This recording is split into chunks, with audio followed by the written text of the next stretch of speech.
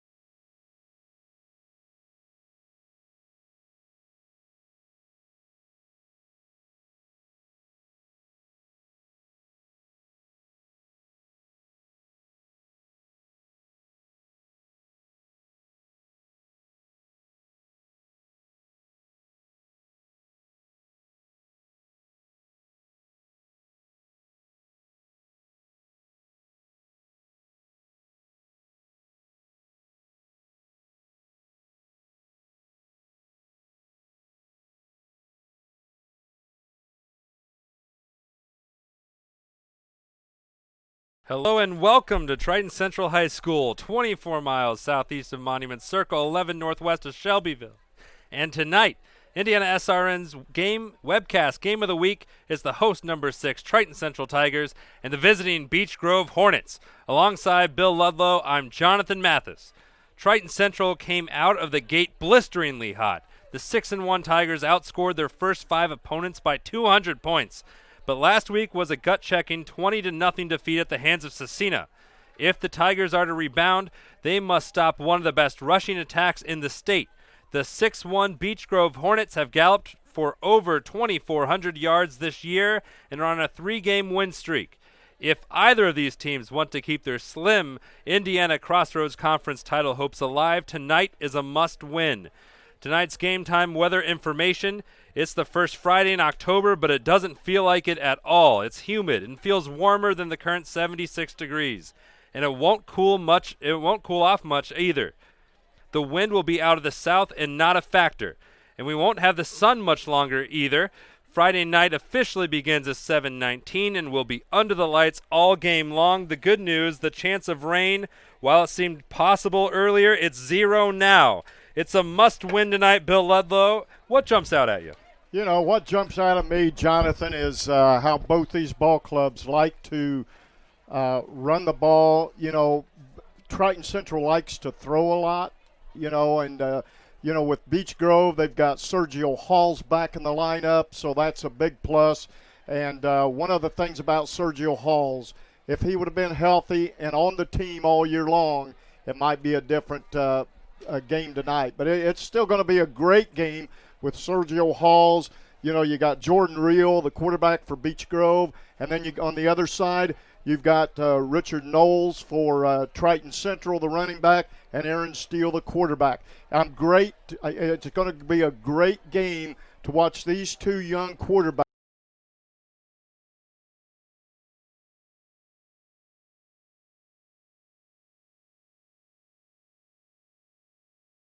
Yeah, he has last week he threw 3 times for 6 yards and 100, or threw it 3 times for 6, 3 for 6, 103 yards. But then he also rushed it. He rushed it 13 times for 71 yards. And one of the main rushers besides him is, we just talked about it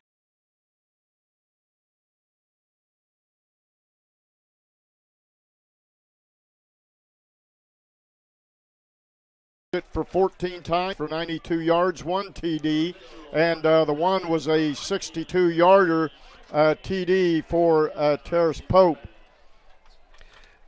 And Beech Grove, they come in on the aforementioned win streak, and they've looked really good these last 3 games. They beat Brown County, Monrovia, and Cardinal Ritter by a bunch if you add it all up. Yeah, you look at it, they've had 4 games where they have scored 40 or more points throughout the year. And, so it's going to be we'll see.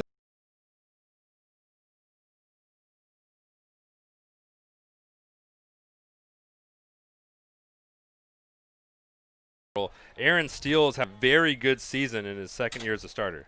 Yeah, you look at Aaron Steele. I've got him 44 for 74, 987 yards. His average is 22.4, 7 TDs, 4 interceptions. He's got a quarterback rating of 112.7. That's not too bad. Another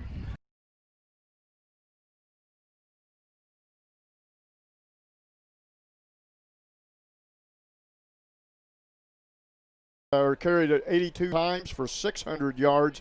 He's averaging 7.3. His longest is 17, and he's got 10 touchdowns on the year. So double-digit touchdowns for Richard Knowles, number 5 for Triton Central. Now, there's a little bit of, we're not sure if he's questionable tonight, but both Bill and I, we got a little tongue-in-cheek earlier. We think there's a decent chance he'll be back out there for the second half. Yeah, you know, we were down on the field talking to both coaches, and Coach Abel said, we're not sure. You know, he hadn't had the official word from Richard or from the training staff here at Triton Central. Official being the but they're back in the they were back in the locker room. They're out on the field now. You know, we may see Richard, if not the first half, maybe the second half. Another guy who is in, just to underscore our story, leading wide receiver Matt Gohl for the Tigers was also in street clothes before the game. He's in uniform now. I just saw him on the sideline.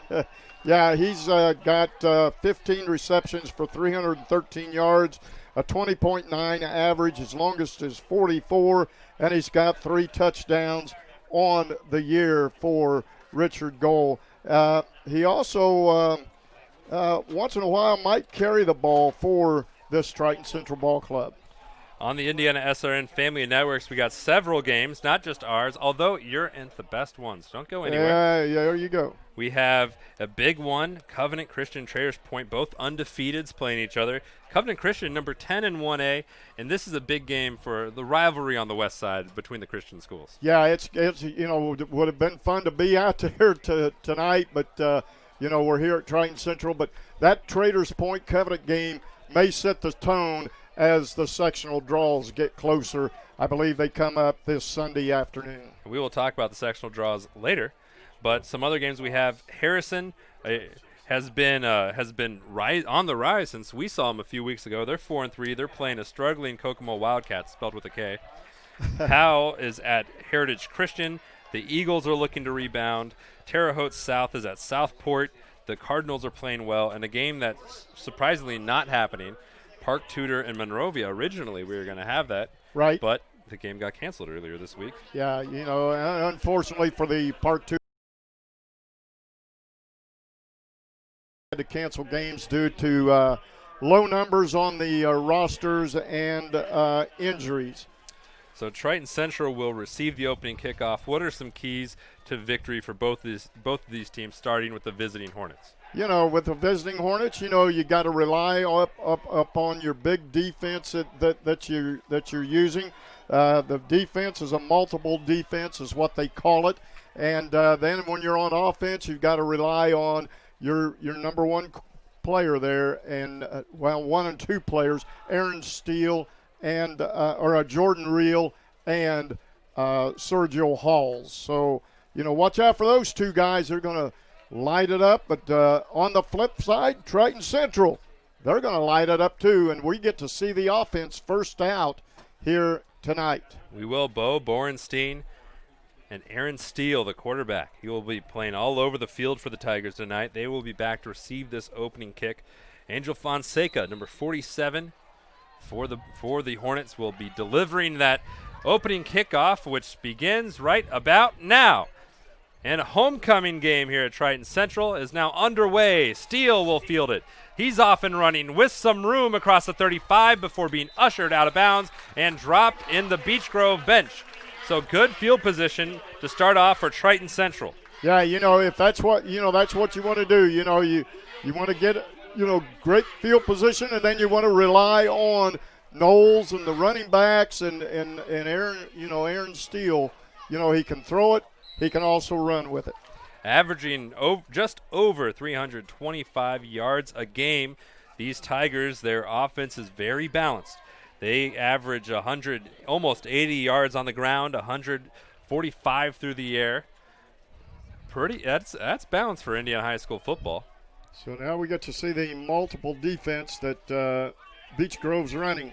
Here's Steele. Still He will keep it left side and rumble forward down at about the 45-yard line. Here is the starting lineup. We just talked about Aaron Steele, very good player. You will see Richard Knowles not in the starting lineup. Hayden Kermode and his brother are in the backfield for the Tigers. Matt Gold, their leading receiver. They like to go to Stuart Krause as well. Second down. Kermode will fake the handoff. Steele chased out of the pocket. He's going to be in trouble, and down he goes. Sergio Holst was there. Sergio came from his linebacker spot and just threw Steele for a loss. And here is the Beech Grove defense. That is Sergio Holst from the far outside linebacker spot coming across. Teron Washington is their leading defender. Jake Weller, the coach's son. He started off as a dual threat player but had some injuries. They let him focus on defense. The secondary is excellent. Going to bring up a third down and long now. About 3rd and 15 for Triton Central. Steele gets Weller to jump off sides. His ears were burning. You never want to be the one to jump off sides, especially if you're the coach's son. Yeah, if you're Bill. the coach's son, it's going to be a long ride home tonight, isn't it? Always got to be vigilant. So, yeah, it is back now, Jonathan, to the original line of scrimmage. Will bring up 3rd and 10. Still early in this one. Minute gone.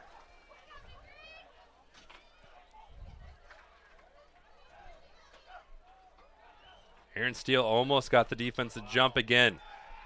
We'll play this one out. Looking, rolling, flipping, completing to Luke Horning. And I think it's a first down. It is by a yard, right at the 50. You know, what I liked about that play was the offensive line for Triton Central gave Steele time, but then one of the defensive linemen got through. Steele flushed out of the pocket, was able to find Horning. So I'll bring up a whole new set of down. Horning, very good junior for this team. That was his 6th catch of the year, now just crested over the 100-yard mark.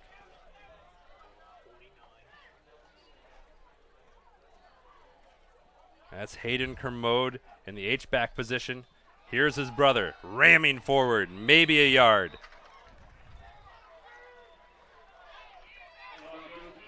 Keaton Kermode, they sometimes line him up as the fullback, but he's moved to the running back spot this evening in place of the currently allegedly injured Richard Knowles.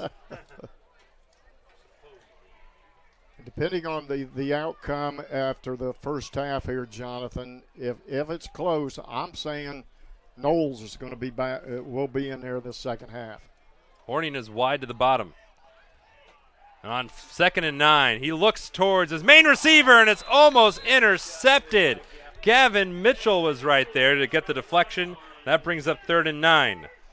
So Gavin Mitchell just let that one slip through his hands. If he would have got that, it might have gone up for 6 points there. And so for the second time this drive, Bill, the Tigers face a long 3rd down. They converted the last one. Well, they'll probably convert this one too. We'll see. They certainly hope so. Horning and goal are to the top. Krause is to the bottom. Steele trying his hard count. Great protection, great time, and finds Hayden Kermode, and that goes across the 30 to the 26. Nice pass route by Kermode, and Steele was able to find him. Again, nice protection up front by that front line of Triton Central. It's a gain of 22 on the pass play. So if they get into 3rd and long situations, we know they've got the capabilities of picking up the first down. Wide to the top, Horning and goal. Krause wide to the bottom. 2 Kermodes and a Steele in the backfield. with his pink socks. Hands it off to there Keaton. A lot of running room to the 10 and in. Touchdown, Tigers! Just that easy, Bill. Yeah, you know, he found that right side. He found that little seam on the right side, was able to hit the seam big, and he's got some speed, too. So 6-0. The 25th rushing touchdown of the year for the Tigers. Keaton's 5th. He also has the longest run of the year. That wasn't it, but 67 yards, not messing around. Mitch Kleeman on to kick. He's made every extra point he's attempted this season. The left-footed kicker is still, never mind. I jinxed him. No good. 6-0. We'll be back on Indiana SRN, where you're always in the game. If you find yourself confronted by unwanted pests in your home or office, then you need to contact the professionals at Kim Mountain Pest Control. We offer quality pest control solutions at an affordable price. We specialize in ants and termites. We're also available to handle a variety of other pests, including roaches, fleas, and flying insects, as well as rats and mice. Don't wait until pests cause severe damage to your home or property. Contact the team of experts at Kim Mountain Pest Control today.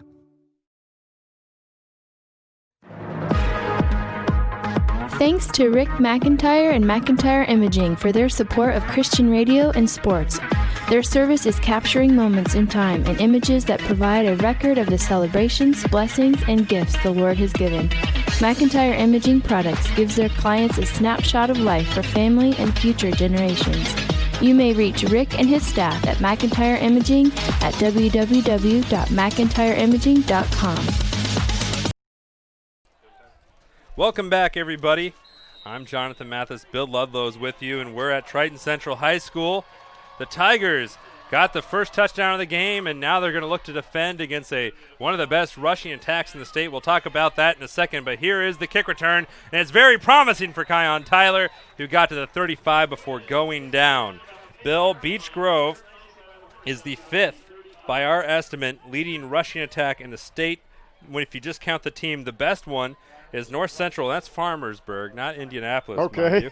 But they have 22,892 yards, and Beech Grove has 2,413 for the moment. But 5th most prolific rushing attack, and you know exactly what you're going to get with them because they're consistent. Going to get heavy doses of Sergio Halls, number 5 for Beech Grove. Hulse is in the one in motion. Terrace Pope is back with Jordan Reel. It will go to Pope, and he got maybe a yard, and the Tigers were all over him. Leading the charge there, looked like it was Phil Williams leading the charge for Triton Central's defense. Williams, the second leading tackler for the Tigers. He has 2 tackles for a loss. Brings up 2nd and long. Triton Central using that 3-4 defense, their base defense. Reel looking to fire. This is Pope in the check down, and they're not getting much. 3rd and long upcoming. On the stop was Ethan Demiri. So now it's 3rd down and for Beech Grove. So 3rd and 6.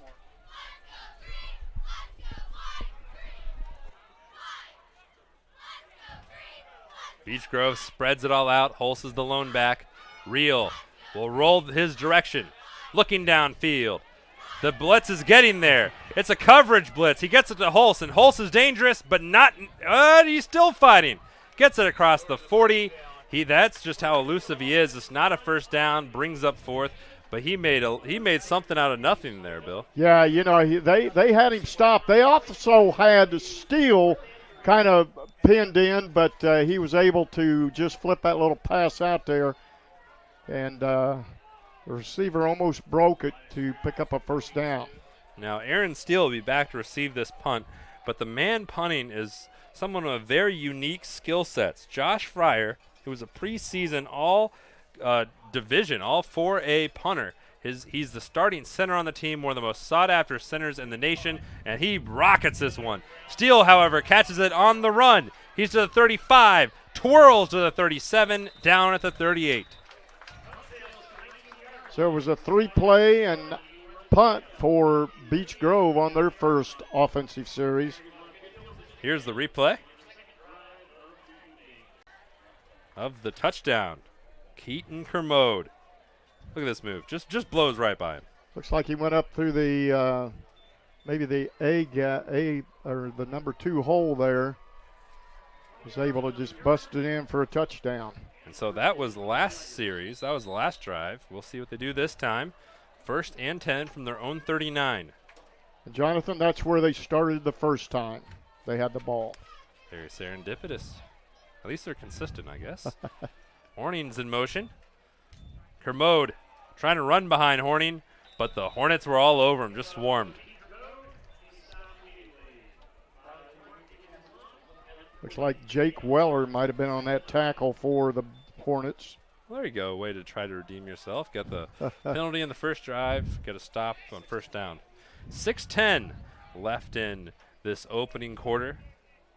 Important game in the Indiana Crossroads Conference. Both teams needing a win. But you know what else they need? They need Ritter to upset Cecina tonight. That is true. That will tighten the race. We'll more on that after this play. Steele. 2nd and long. Just a little wide of Matt Goal. But as Bill alluded to, the different scenarios, both teams are chasing Cecina and both have lost to Cecina. And if Cecina wins out, then they will have the title outright all to themselves. They have 2 conference games left. They have to beat Ritter tonight when they're on the road, and then they have to go to Monrovia and beat them too. This is Beech Grove's final conference game, so they can at least ensure themselves a shot at the title if they win tonight. Triton Central needs to win both tonight and next week to give themselves a shot at the title if Cecina slips up at all. Steele in trouble. This ball's tipped, and it is incomplete. Threw up a wounded duck there, Jonathan. He did, and brings up 4th down. And one would think Mitch Kleeman, the junior, out to punt, and here he comes, number 13. Well, we think he's going to punt, right? We have because seen we have a little bit of seen everything. And Beech Grove will give you a little. We've seen Beech Grove twice. This is our 3rd time now. And Beech Grove, every touchdown, they are very. They don't just kick it every time. They'll mix it up. But here is a real deal, actual for a real punt. We'll go to Kion Tyler. Good return so far. Setting up for better if he can break it, but he can't. Down at the 41. So Beech Grove will take over on their own 41-yard line. Where did they start last time?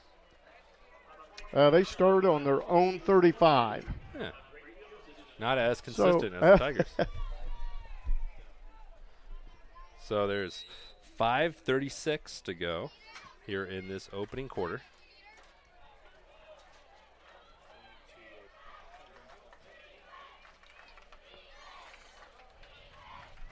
Real sends a man in motion. That's Sean Small, and he's not small at all. Handoff. Sergio Holst twirls past one, and here he comes. Hesitation across the 50 and the lunge to the 46. Boy, Halls, they had him stopped back there, but he just, twisted like a pretzel, got out of it, and took it all the way up for a very good first down for Beech Grove. That's 12 yards for Sergio, his first carry. 15 on the game for Beech Grove. We're expecting a lot of that. Holst in the backfield. Real's not looking towards him. Now he rolls his direction. Airing it out. Down the field. A little high. Intercepted. Matt Goal hops past one defender, and down he goes at the 34. And what an interception by Gould for the Triton Central Tigers. That is Jordan Reel's second interception thrown of the year. And a drive killer.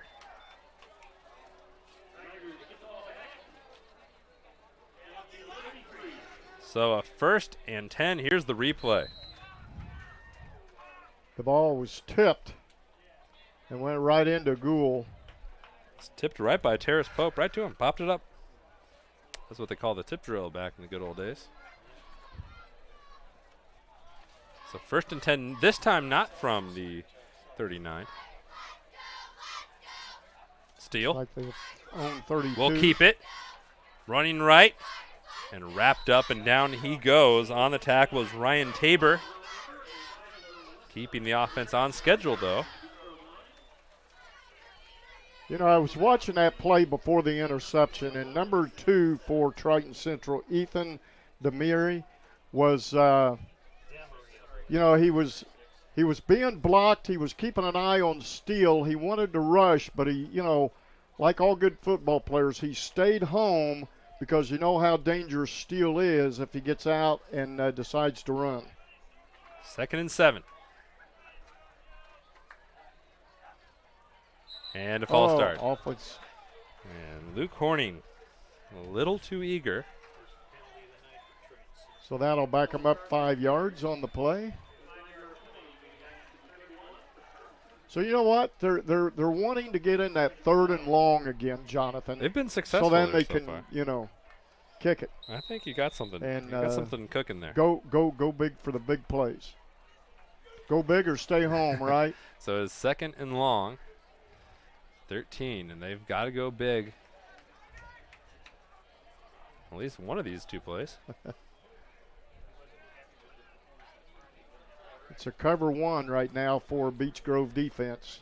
Here's Keaton Commode, and he doesn't get much, so they still have the opportunity for the going big, Bill. It'll be 3rd and 8. It's better than 3rd and 16 or 17, right? That's true. That's true. As we go under 3.5 minutes left in this opening quarter. Quickly moving so far. Got 1 turnover, only 1 penalty. Pretty and clean 1 big game touchdown. so far here in this first quarter. And his pink socks, Aaron Steele, the senior quarterback. The blitz is coming. He gets it off to Keaton, and he drops it. So out will come Mitch Kleeman to punt for the 2nd time. So they wanted, Beech Grove defense wanted Steele to just throw it short because they had no man coverage deep. And that's what they did. They were able to stop him, bring up the punting situation for Triton Central. Kion Tyler is back to return this punt, we believe. It's definitely him. We'll see about the punt, and there it goes. Tyler's under it. Looks outside, but nothing doing. Jackson Miller was there to bring him down. Good tackle by the big fella. So with 3 minutes to go in the first quarter, 3:03 to be exact.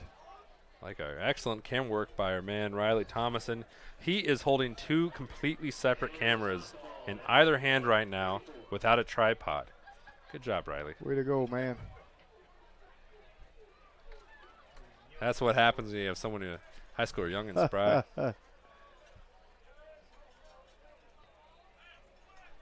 Start on their own 34 on this one. So only 2 rushes so far for Beech Grove.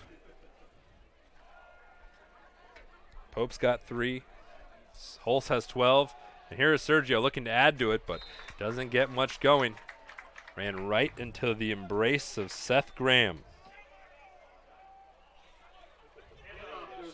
Name sounds familiar, doesn't it? It does. It does. Son of the athletic director here at Triton Central, Brian Graham. 2nd and 8.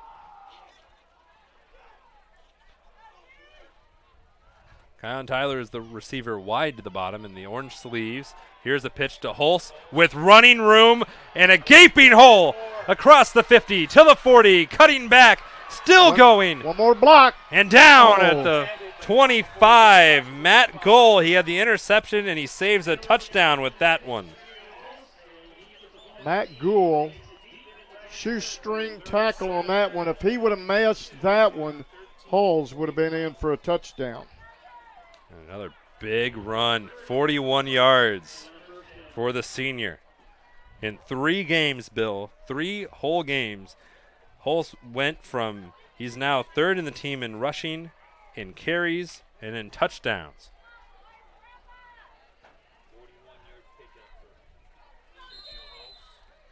And a flag. Sideline warning, I believe, against Triton Central. Yep, they're giving a sideline warning to the Tigers. If coaches had $1 every time they had to warn their players to move back, they'd be very, very, very rich. So here is the 1st and 10. Small in motion. Reel. Pope. Up the middle. And gone. Touchdown. Hornets.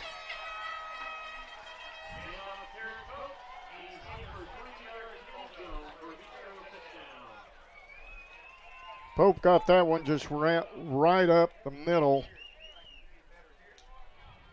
22 yards for Pope. 25 on 2 carries for the game. And Angel Fonseca on to try to attempt this kick. And Pope doing double duties. He's the holder too. Can't catch his breath.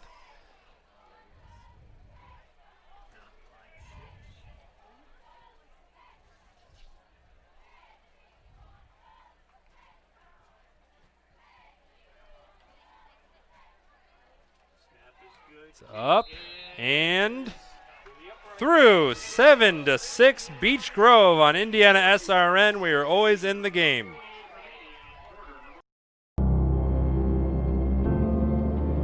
How does a good man become even better? By working out? Or by working his way up the corporate ladder? By changing his diet? Or by changing his style? By traveling the world?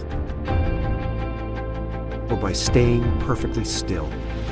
For 300 years, we've helped good men become the best versions of themselves through a dedicated fraternity and by taking an oath to live a life of integrity, service, and brotherly love.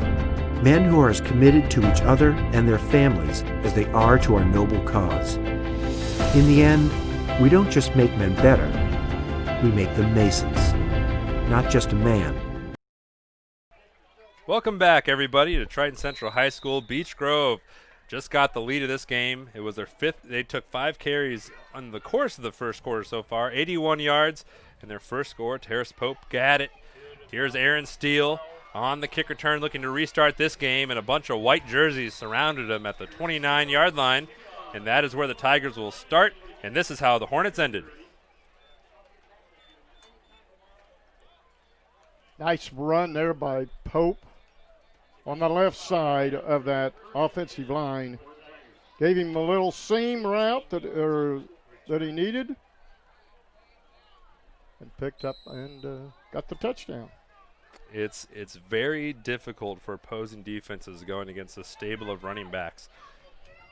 6 different Hornets have rushed for over 100 yards rushing this year. And the guy who has the most in a single game is Tron Washington. And he had 198 in the first game of the season, and he's only rushed for about 40 yards since. So we got a false start on Triton Central. Looked like Steele was pulling out before the center snapped the ball, so I can't do that. got him for the false start. That'll back him up 5 yards. Well, we've seen Triton Central. They've had success in this opening quarter from long yard scenarios. Last time it wasn't nearly as successful, but they're batting 500. This isn't bad.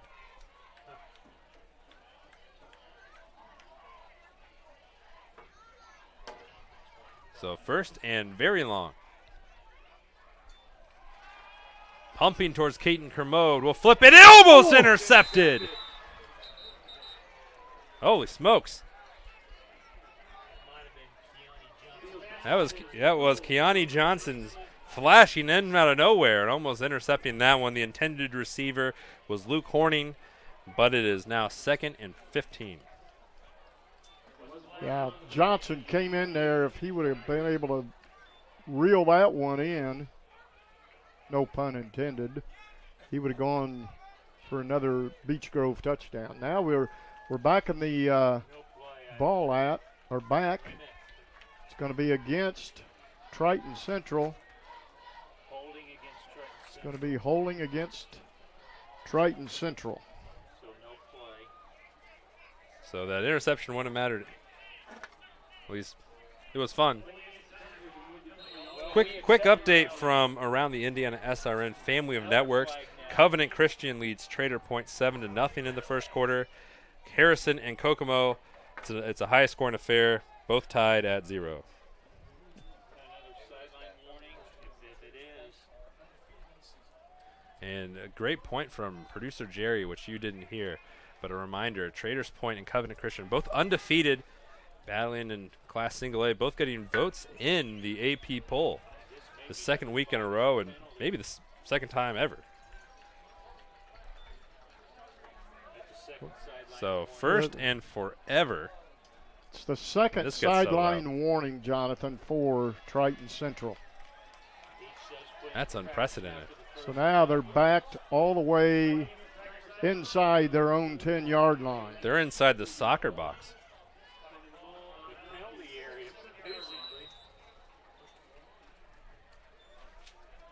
So first down from the 7.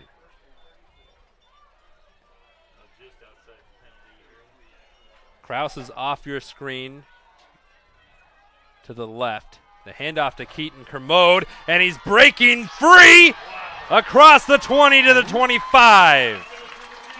And they're almost back to the original line of scrimmage.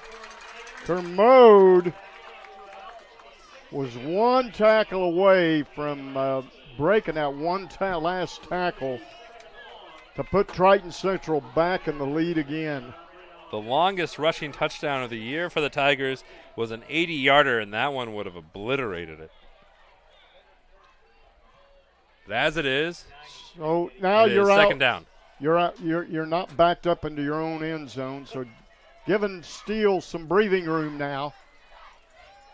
2nd and 15. Steele. Two-man Hustled. coverage. In trouble. Flips it downfield to the yard marker man. And you got to give credit to the Beech Grove defense. You know, they're putting a little pressure on Steele, but the coverage downfield was, great for Beech Grove. They had, cover 2 downfield and just nothing there for Steele. Beech Grove only giving up 16 points per game this year. How about that? Strong Nothing defense. to steal, right? Huh? That's true. You're on a roll. Kraus is to the left. Gould is to the right. 3rd and very long. Steele has got a man. It's Gould. And it's probably as close to a first down. I think they got it. And he did. He got it by 7 inches. He had to get it to the 40-yard line, Jonathan, and he just got it over the 40-yard line. As you can see, conveniently placed by our great cameraman. He had to get that X on the end of the yellow circle. He got just beyond it. And so as we trickle down, we'll see Triton Central will line up. There's 23 seconds left here in this opening quarter. An exciting first quarter. Play clock's down to 4 seconds. They do get it away. Steele over the middle. It is to Horning. And that will most likely do it for this first quarter. It'll be 2nd and short. 5 seconds left. Bill, you got 3 seconds. What do you want to say? Yeah, I like the way these teams are going up and down the field. The defenses are playing, and that's going to take us to the end of the first quarter here, Jonathan. And a great first quarter it was. On Indiana SRN, we are always in the game. Welcome back, everybody. I'm Jonathan Mathis. Bill Ludlow is to my right. We are both at Triton Central High School, and through the magic of television and the internet, you are here too. We're happy you're with us on this first Friday of October. It was a good first quarter, I should say. Beech Grove leads by 1.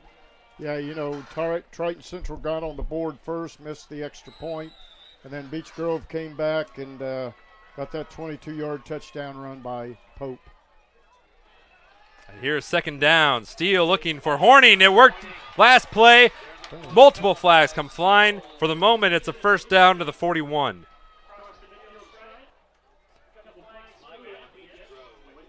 And we're going to wait for word from our referee, Mike Mann. He's joined by Mike Moran. That's convenient shared first names. Tom Gibson, Jeremy Mann, and Terry Cravens are the referees. Got offensive pass interference on the Tigers. So that would negate that nice pass from Steele to Horning. We'll force our stat man to adjust his stat book unless he didn't do it yet. A little update from the Titus Bakery out-of-town scoreboard. Lots of games going on that we're not broadcasting, but just keep you abreast of them. Noblesville leads Brownburg 7-0. Carmel 10, Warren Central 7. Up in Fort Wayne, Snyder and Bishop DeWanger. Snyder leads 7-0. Northwood, this is a big game in Northern Indiana. Northwood leads Warsaw 8-0. Tipton and Western, they are tied at 7. Western Boone 27, Danville nothing. And fortunately, the Zionsville Eagles lead the Avon Orioles 7-0. And a big one for us next week, Sheridan and Eastern. Huge game in rural North Central Indiana. 0-0 tied. We have Sheridan next week. And here's Keaton Kermode. And has first down before being wrestled to the ground. What a run by Kermode. Just right up the middle. Able to pick up a all-important first down here for the Tigers. Keani Johnson was on the tackle for the Hornets. Gets it across the 50-yard line. So, a little measurement. Nope, they're giving them the first down. Nope.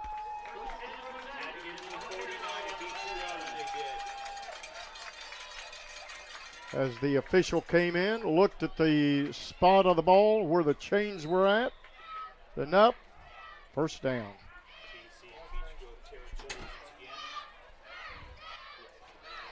So first down for the Tigers.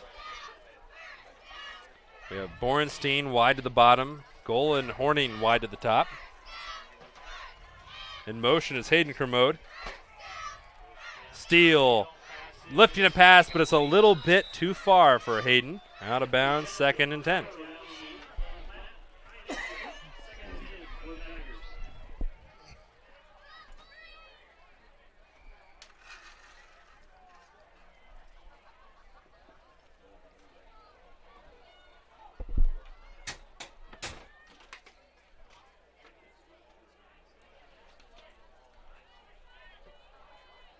So 70 yards for Keaton Kermode already in this game.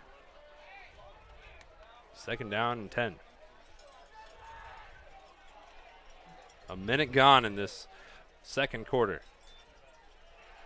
Steele looking for goal. It is ripped away! Intercepted by the Hornets. Going the distance. Maybe. Yes! As Steele tried to bring him down and struck the ball, but to no avail.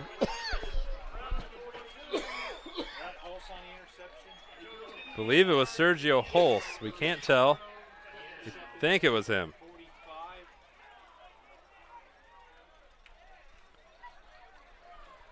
So how about that for a change of pace?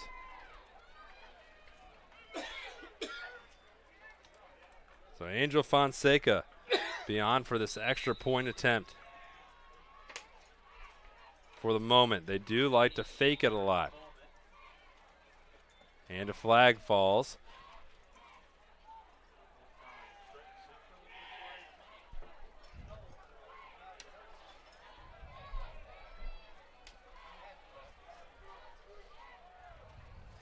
Trotting on late will be Phil Williams, the senior.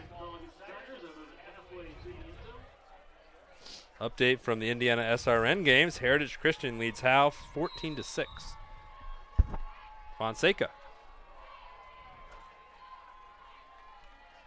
That's a bobbled snap, but Pope's got room. If he can get the edge, he does. The 2-point conversion's good. It's 15-6 in favor of the Hornets on Indiana SRN. We are always in the game.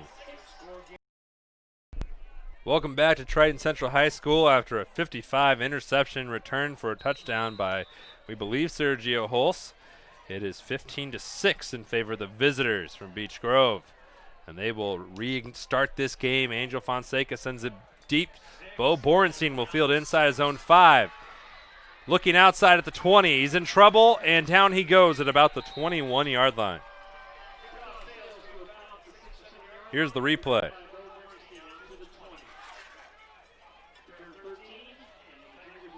Just ripped right away. I think it was intended for Horning. And it was Sergio Holz, as advertised. Flings off Steele and tumbles in.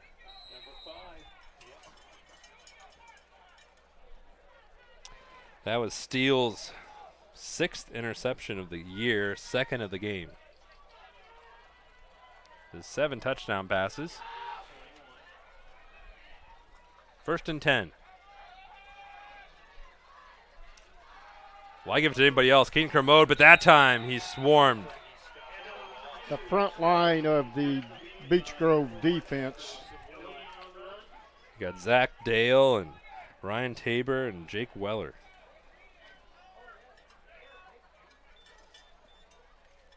And they were all over him on that play, Bill. They swarmed right in on him.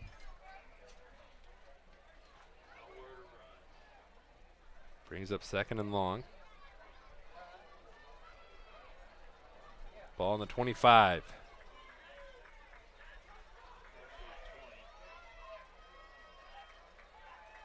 Steele keeps it. And he's got a good run before he's wrestled down. It'll bring up 3rd and manageable for the Tigers, though Steele is a little slow getting up.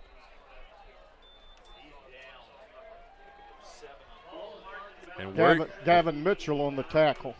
We're going to step away for a moment. And Indiana SRN with 9:51 to go. Beech Grove leads 15-6 on Indiana SRN. We are always in the game. Your home and office make up a big part of your world. Sometimes trying to manage it all on your own can make you feel like you have the weight of the world on your shoulders. And when the weight of the world is on your shoulders, you need a strong back or two to come to your rescue and haul your stress away. You need the College Hunks. Whether it's time to clear some space for new memories, to reinvent the room around you, or to simply pack up and move into a fresh new beginning, you can count on the Hunks to bear your burden so you don't have to. Let us move you today. Life Centers offers love and compassion to all women and men who come through our 8 centers. The goal of this love and compassion is that we would not only save babies from abortion, but also transform lives and create families. The forms of this love and compassion are our services. All of our services are offered free of charge to our clients. To learn more about Life Centers, contact us at lifecenters.com or call us at 317-280-2635. Life Centers. We choose compassion. Welcome back, everyone, to Triton Central High School. As we see Aaron Steele get off, being helped off the field, and this gives us an opportunity.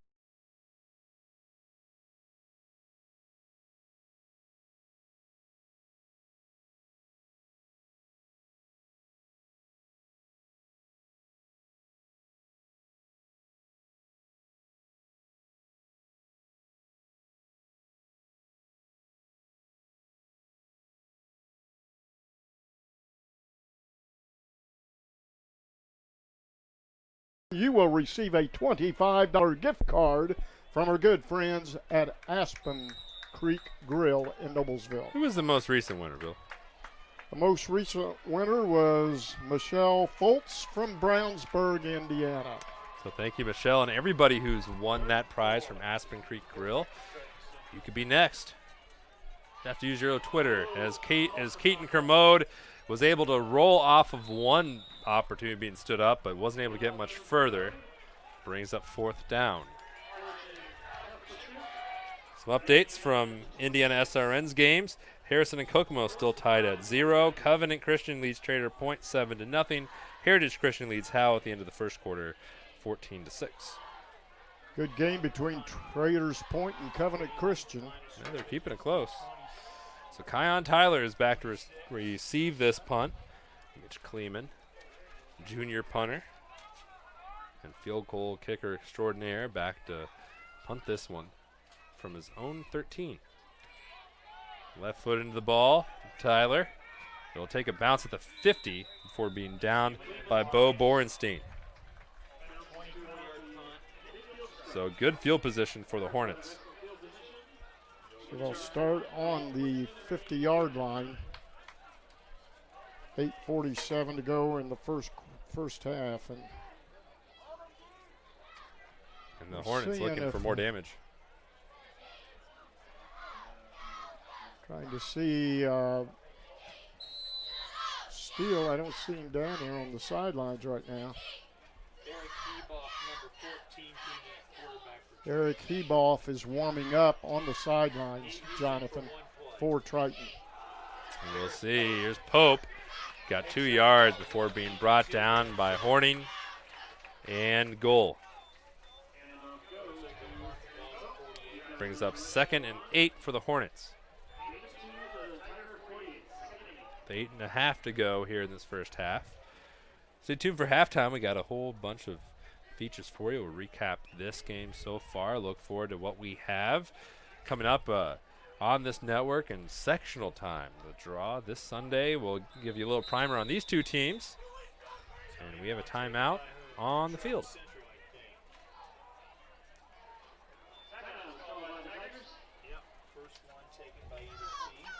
Well, Bill. Jonathan. Give us a little, got some time to chat here. Want to take a look at some of the college games we got coming up this tomorrow. Get your take. Indiana schools, at least. We'll see how far we can go. I think Purdue's off this week, which is kind of a shame because they're on a 2-game win streak. So gives them some time to recoup after the win against Nebraska. Yep. But IU is not off this week. They go to Ohio State at 4 o'clock on Fox. Ohio State is favored by a meager 26 points. What do you think is going to happen? Can they cover? I think Indiana will keep it close. What do you say? Well, maybe for, I don't know, before the game starts, at least. Ball State gets Northern Illinois. That's not. They're both 2-3. My Fighting Irish, number 6 Notre Dame on the road at Virginia Tech at 8 p.m. The Irish favored by a touchdown. Just by a touchdown? Just by a touchdown. Okay. It's tough in visiting in Blacksburg. Real looking deep. Kion Tyler's there and is tipped and caught.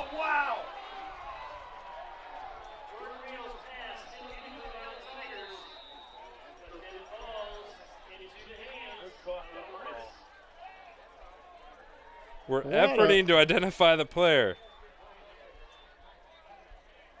What a play down there as it got tipped. Here comes the replay. I think it's Keone Johnson.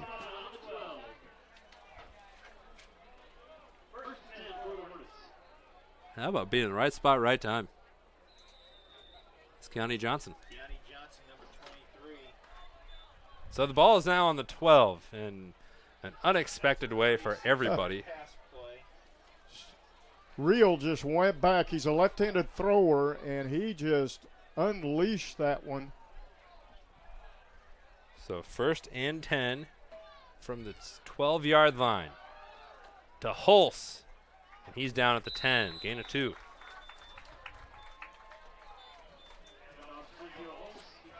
That might be his shortest run of the year. Sergio Halls waiting for a breakout play here, maybe. He's got plenty.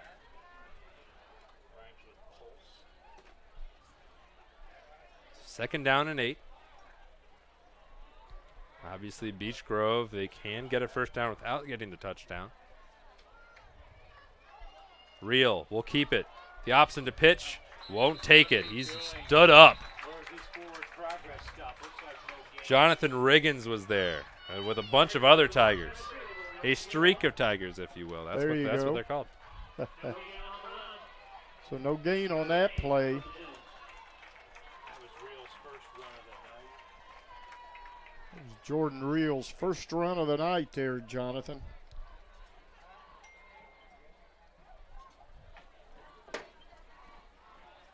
Brings up 3rd down and 8. Keon Tyler's wide to the top. Terrace Pope's in the slot, the right side. Looks to Holtz. He's at the 5. He's stood up and down. The Tiger defense stands up and responds and will force, most likely, a field goal opportunity for the Hornets. Looks like Morgan Seagrave might have been leading the charge there for the Tiger defense. The Hornets confer. The crowd responds. It's 4th down. So they're keeping this offense on the field for Beech Grove. 4th and 5. Timeout called. And we're going to take a timeout too. Here in Indiana SRN, we're always in the game. Boron Homes is proud to present Briar Creek. Beautifully landscaped and maintained, today's manufactured homes provide durable, state-of-the-art housing at prices you can afford. Enjoy the tax benefits of owning, including lower property taxes combined with easy maintenance of renting. Briar Creek, it's truly unique. The only 55-plus manufactured home neighborhood in the Indianapolis area. Located just east of I-465 on Pendleton Pike, near Fort Harrison State Park. Visit Briar Creek today. At Auto Express, we offer friendly customer service, exceptional work, and fair pricing. Customer loyalty and confidence are important to us. When our customers have questions, we are ready with answers. We're open weekdays 8 to 6 and Saturday 8 to 3. Come visit Auto Express at 9065 East Pendleton Pike, just east of Post Road, or call 317-897-6618. Auto Express, we're here for your auto repair and maintenance needs. Welcome back, folks. 25-yard field goal opportunity, it looks like, for Angel Fonseca. He will take it. It's up, it's through, and it is good. 18-6. Beech Grove.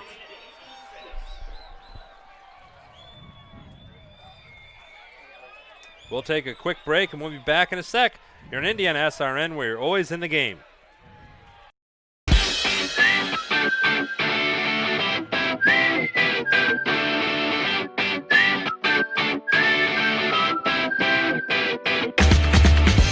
Dennis Bakery!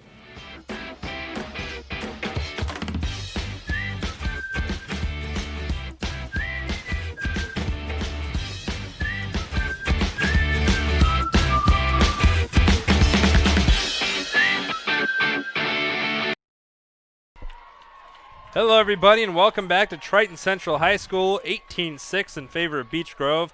Bill Ludlow, how do we get here? Well, they started on the 50-yard line at 8:47, and I've got them for 5 plays, and then the 25-yard field goal by Fonseca makes the score. Beech Grove 18, Triton Central 6. And the big play on that drive, a 36-yard completion to County Johnson. That was intended for Keon Tyler. But a little bobble, and here we go. Restarting this game, down by a bunch. Bo Borenstein has a head of steam, and he's blowing past the Hornets. Can he stay in bounds? He has so far. Gone! Touchdown, Triton Central. That's the way to get you back in the ball game right there. 18-12 for the moment.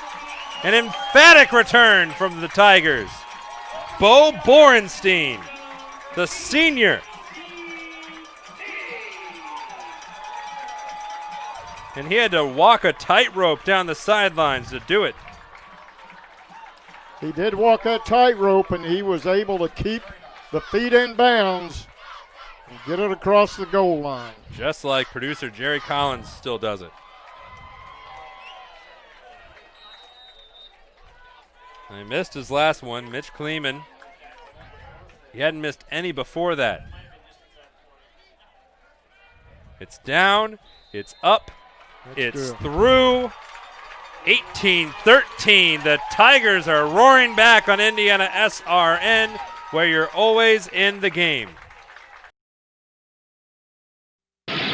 Today's games brought to you by Shin Technology Service Corporation. Technology is about humans and not about machines. Dave and his crew has provided 27 years of software needs. Give them a call. Shin Technology Service Corporation. You may reach him by phone at 317-545-3650 or shintechnology.com. For more information, contact Dave, 317-545-3650.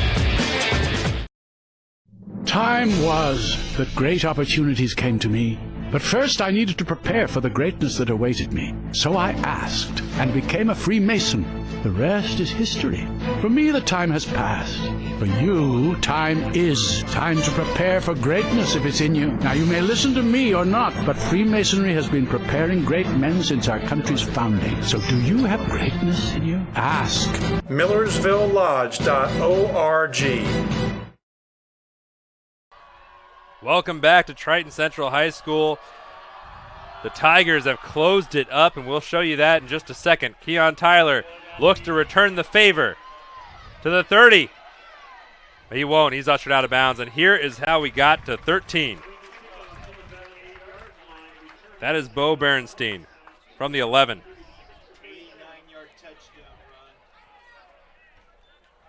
Bornstein, as he gets close, here's where he walks that tightrope. And I think it's in. That's 89 yards for Bo. 21 yards on that kickoff return by Kion Tyler not nearly as prolific on his return. That was 21 yards. So it is the bottom of your screen is Gavin Mitchell and Kion Tyler. The handoff is to Terrace Pope. And he rumbles for about 4 or 5 yards. Nice run by Terrace. Little update from the Titus Bakery out-of-town scoreboard. Warren Central 14, Carmel 10. Schneider and Bishop DeWing are up in Fort Wayne are tied at 7. Northwood leads Warsaw 14-0. Tipton and Western tied at 7. Western Boone in a close one leads Danville 33-0. Zionsville 7, Avon 7. Sheridan leads Eastern in a baseball game 2-0. Here's Sergio Hulse. And he got very little. His 5th carry of the game. We got one other score for you too, Jonathan. Center Grove 14, Lawrence North 3. That's 11 minutes to go in the second quarter.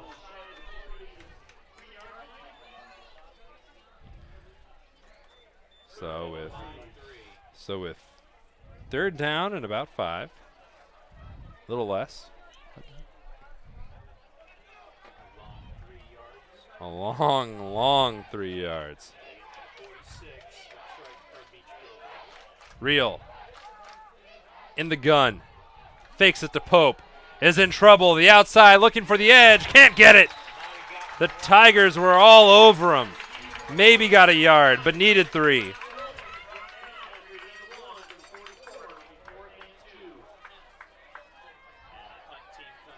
So with just under 4 minutes, Triton Central down 5, looking to strike back again. And look who's back there to return the kick, but Bo Borenstein.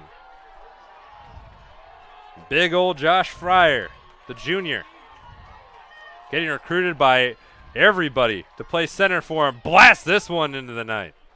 Borenstein will field inside his 20, makes one man miss, but can't make Quanzel Jones miss, and that is where the Tigers will start.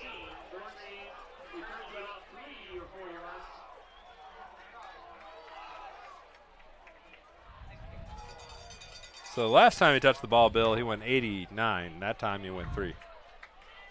Yeah, so we'll they kind of wrapped him up that time. They didn't let him get out in front. That's true. That's true. Borenstein is wide to the top of your screen. Krause wide to the bottom. Aaron Steele, the quarterback, has Keaton Kermode to him. He almost loses it, but Kermode turns lemons into lemonade and gets it to the 30-yard line. Gain of about 7 6 or 7 for the Tigers. It's the second, and they say a long 2 yards. So they got a new quarterback in there for Triton Central. Oh, you're right. I was wrong. As Eric Heboof.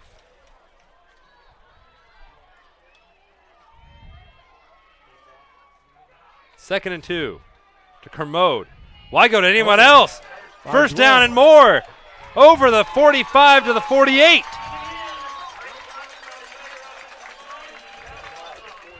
Your quarterback's out, but just what you need. Keaton Kermode. There's a penalty flag on the play, Jonathan. Still impressive. The wait word from Mike Mann, our referee. A man of very few syllables.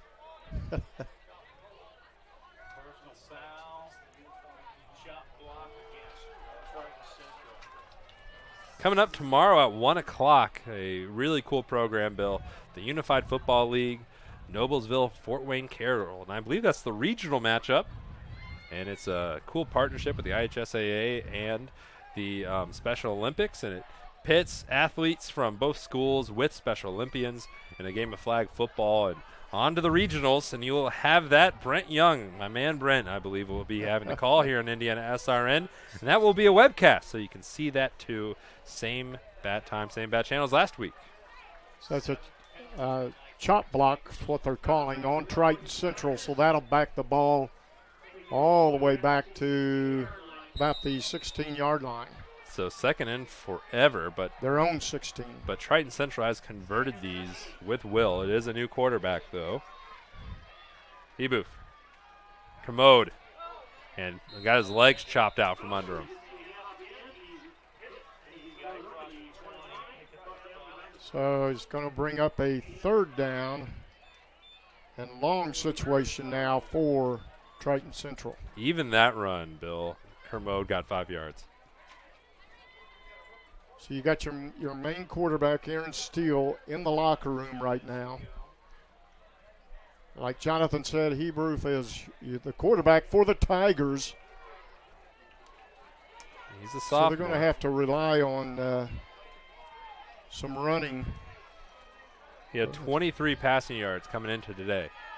And here's airing it out. And it's reeled in by Horning. It is well short of the first down. He charges forward. It will remain short of the first down, but a good pitch and catch to Luke Horning, who's having himself a good game. You know, I like the young man Heboof. You know, he stayed in the pocket, was able to throw it out there to Horning. Hebroof's only a freshman at 5'8", 145. So it's going to be fourth and manageable. Yeah. Gamble and go for it here. You're under 2 minutes to go here in the first half. Deep in your own territory, though.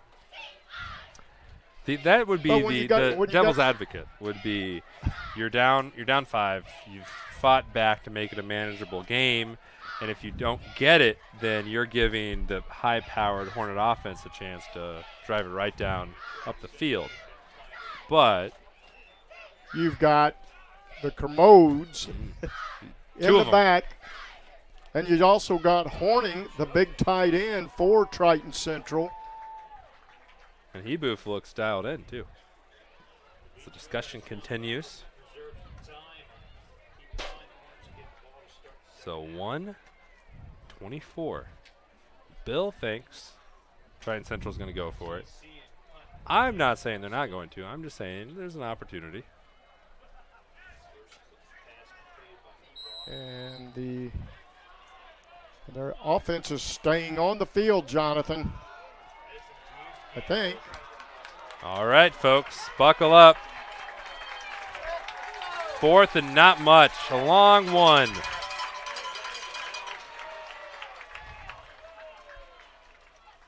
The hard count dialed in. Trying to get him offside. They're going to go for it. Keaton Kermode has it by a slim bit. Not by much, Jonathan. And that's what a gamble looks like. Oh, and And Kermode is hobbling off. A little bit, about a minute 24 game time. We will have a cool feature from the IHSAA. We'll be able to preview what's coming up on our network and the sectional pairings. We'll talk about called by the Tigers with a minute 24 to still on the clock. So that lets us look at a couple other of the NCAA games. There's a big weekend of college football. If you don't want to do anything tomorrow besides watching the unified football game on Indiana SRN at 1 o'clock between Noblesville and Franklin Central, you can also do this. Alabama's on the road at Arkansas at noon. Also at noon, Maryland visits number 15 Michigan. The Red River rivalry, 19 Texas at Oklahoma. They're number 7. Boston College visits NC State. LSU at Florida. That's a big one on CBS. This is a 3:30 game. Iowa at Minnesota. Number 4 Clemson, who haven't looked that dominant last 2 weeks, comparatively speaking. They visit a pesky Wake Forest Demon Deacons. Florida State versus Miami, and that was a big game in 2001. Kentucky, who's number 13 and undefeated, they're going to Texas A&M. Nebraska at Wisconsin. Utah at Stanford. And there's going to be there's our Aspen Creek Grill question of the week. How many wins does Bud Wright have in his football history of football? Is it 500, 416, or 354? And Bud Wright and the Sheridan Blackhawks, we will see next week as they play Heritage Christian. Indiana high school football. Okay, 1st and 10. Running. Backup quarterback Eric Heboof gets about 3 yards. Heboff. So 2nd and 7. And another timeout called by the Tigers. And we will step away as well. We'll be back in a second on Indiana SRN, where you're always in the game. So we're sitting here with the man, Tom Morales. If you want to build culture and grow your business the right way, take a page out of his playbook. You know, Tom's best strength is his ability to be available as a leader. And so I wanted to show you kind of his day-to-day as he walks the floor here at Morales Group. But I also want them to understand that I'm never not there for them. For the company is a person we call our janitor. And so when we held them in that level of high esteem and stuff, I think they realize that they're as important as anybody else in this company.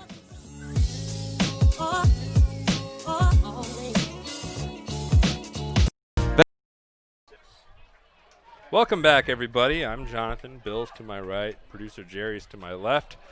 Cameraman Riley Thomason is on the roof. He's up in the penthouse suite this weekend, right? And he's pampered. 2nd and 7. Heboff. In trouble. Flipping. Close to a first down, and they got it.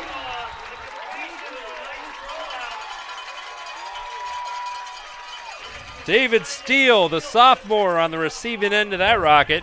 And it's first down for the Tigers with 60 seconds to go. So they're wanting to move down. They're moving down the field, Jonathan. They want to make some positives here going into the halftime. 1st and 10. Heboff floats this one. He's got a man if he can hit him, but he can't. First incompletion of the night for Heboff. 2 for 3 if you're counting at home, as you should be. Thank you for joining us, by the way, from home, your car, watch on your phone, wherever you may be. We thank you for tuning in to Indiana SRN. Boy, that would have been huge for Triton Central if Heboff could have connected on that. Indeed. So 47, not 4. 47 and 4/10 seconds remain in this first half. Horning in motion. Heboff with time, looks for him. He has it. Big Luke Horning across the 50. Beech Grove tries to strip it, but the refs will stop it with his forward progress. And a little bit of a tussle, and flags come flying. Everywhere. Gavin Mitchell held on for too long, got a little shove into Horning, and then Horning threw the football at him. The referees in Kelly Green and the referees in orange on either side of the field both have their own opinions on who these flags should go against.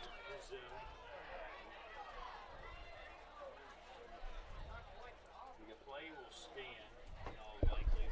That's fine, 34 seconds. 35 seconds left as this gets sorted out.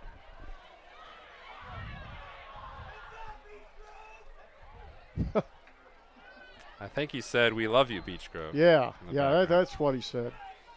Very friendly folk over here. Unsportsmanlike conduct on Triton. Yeah. Could throw a football at him.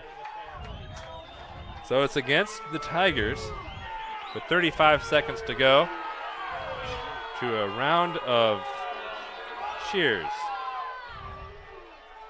Ball will be marked on the 35.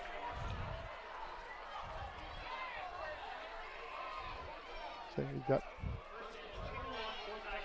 you got 35 seconds to go here in the first half. It's a first down, and the Tigers have shown explosiveness through the air and ground. Keaton Kermode is back in the game. He did trickle off a little bit earlier. He's back now. At the bottom of your screen is Bo Borenstein. They don't go for him, and there's a little bit early. Keon Tyler was lowered the boom before the ball got there. Got there a little early. Zach Martin was all over. He didn't even see him coming.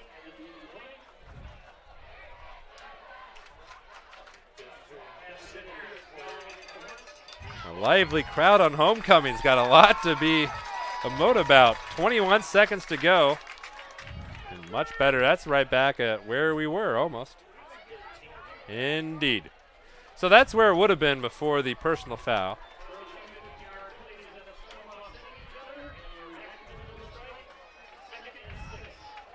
So 2nd and 6, 31 seconds, 50 yards to go. Eric Heboff.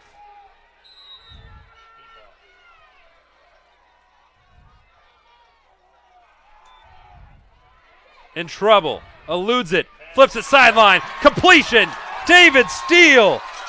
First down, Tigers. With 15 seconds, the clock will stop for the moment. They're getting right back where they want to be, Jonathan, and maybe, 15 seconds, maybe one play, but you got to get out of bounds because I think you're out of timeouts. They are out of timeouts. Try to set Beboff up maybe a hurries field the goal Tigers try up. here. Ball on the 34-yard line. First and 10, 14 seconds to go. Heboff looks down deep, but overthrew the world.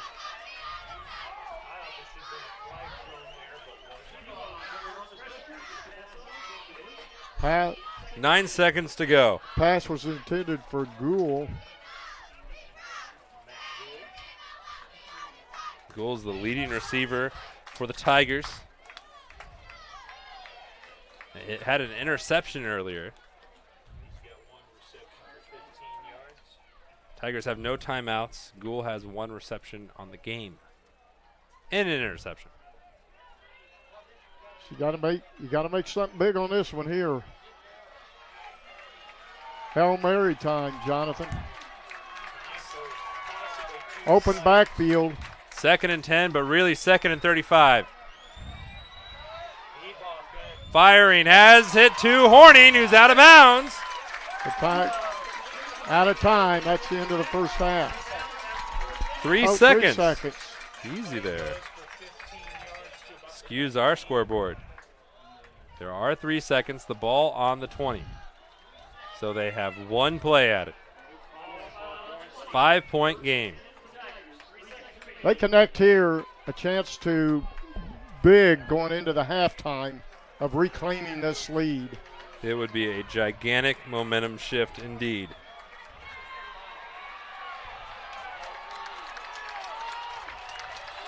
Empty backfield. Eric Heboff looks end zone. Steep enough. Incomplete. And that will do it for the first half. So let's get a little, before we go to our halftime programming, Bill, what are some takeaways from this first half, a good first half between two very good football teams? You know, Triton Central struck first, wasn't able to connect on the extra point try, and then Beech Grove just took over in the, late in the first quarter and the second.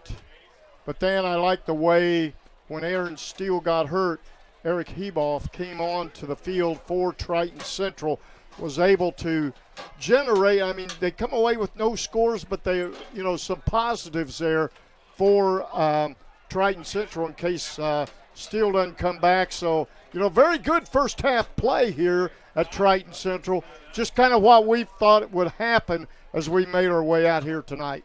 Seen a lot of big plays going either direction. Terrace Pope getting a touchdown, a big kick return by Bo Borenstein, which is probably the biggest play of the half, with the exception of the 36-yard reception that was intended for Keon Tyler and then went off his hands into the arms of Keani Johnson, which was incredible. So it was quite the first half, and we got us a ball game here, and Beech Grove's going to get the ball to start the second half. So, it's going to be interesting when they come out at halftime to see if Aaron Steele comes back onto the field for Triton Central. Maybe Richard Knowles too, but we'll find out all this together in a little bit. Don't go anywhere. The IHSAA production comes up next on Indiana SRN, where you're always in the game. Becoming a licensed sports official is a great way to make a positive difference in the community and support the over 160,000 Indiana student athletes that participate across 21 IHSAA sports. Sports officiating allows you to stay connected to the game, become a role model for our young student athletes, earn extra money, and support the patrons and communities of our IHSAA member schools. To learn more about becoming a licensed IHSAA official, log on to ihsaa.org/officials today.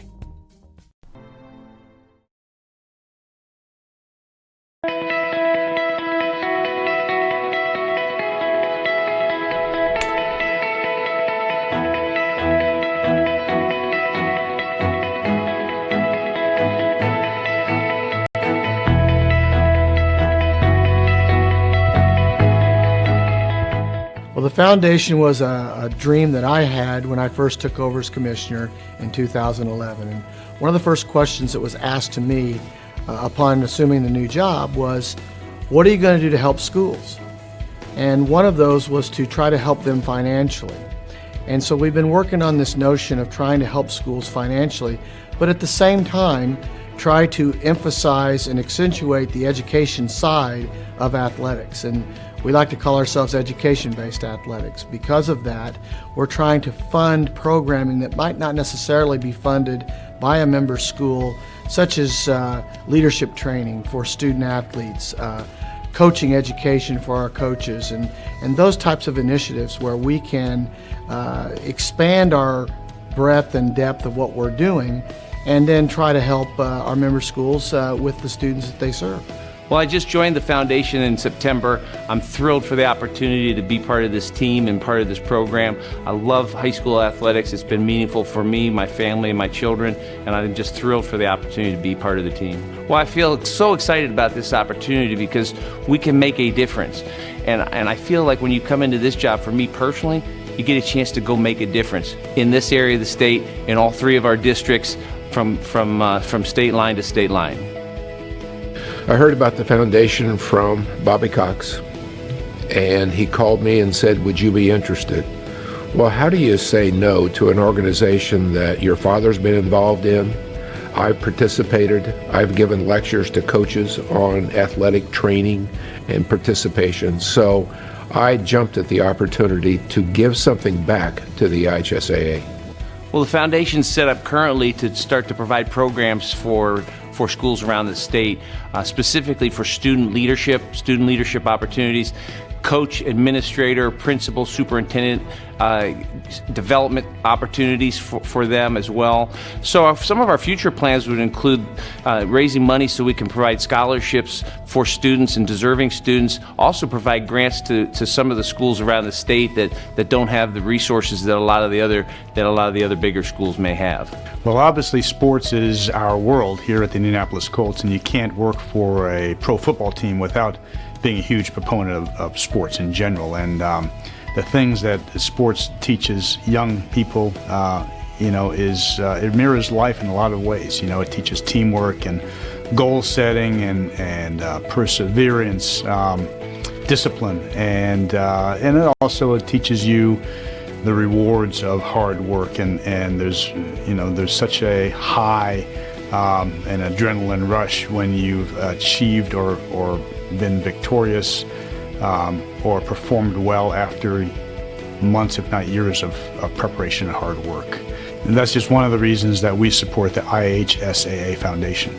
Yes, I think that quite clearly there are communities that have rallying, galvanizing impacts, and high school sports has always been that in the state of Indiana. But you also see that growing commitment around communities as they spend their evenings with their children as well as with the people that they know in their communities, and it really brings communities together. So I think that high school athletics has a significant role in positive development of our various communities around the state.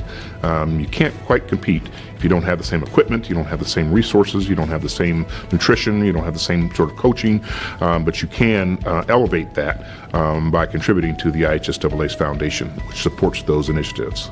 Every young person deserves the opportunity just the same to participate and to be a part of things. And so the opportunity the foundation has to increase the role of student athletes in their community, to strengthen the relationship and the role and the effectiveness and the leadership of their coaches, to learn to be leaders.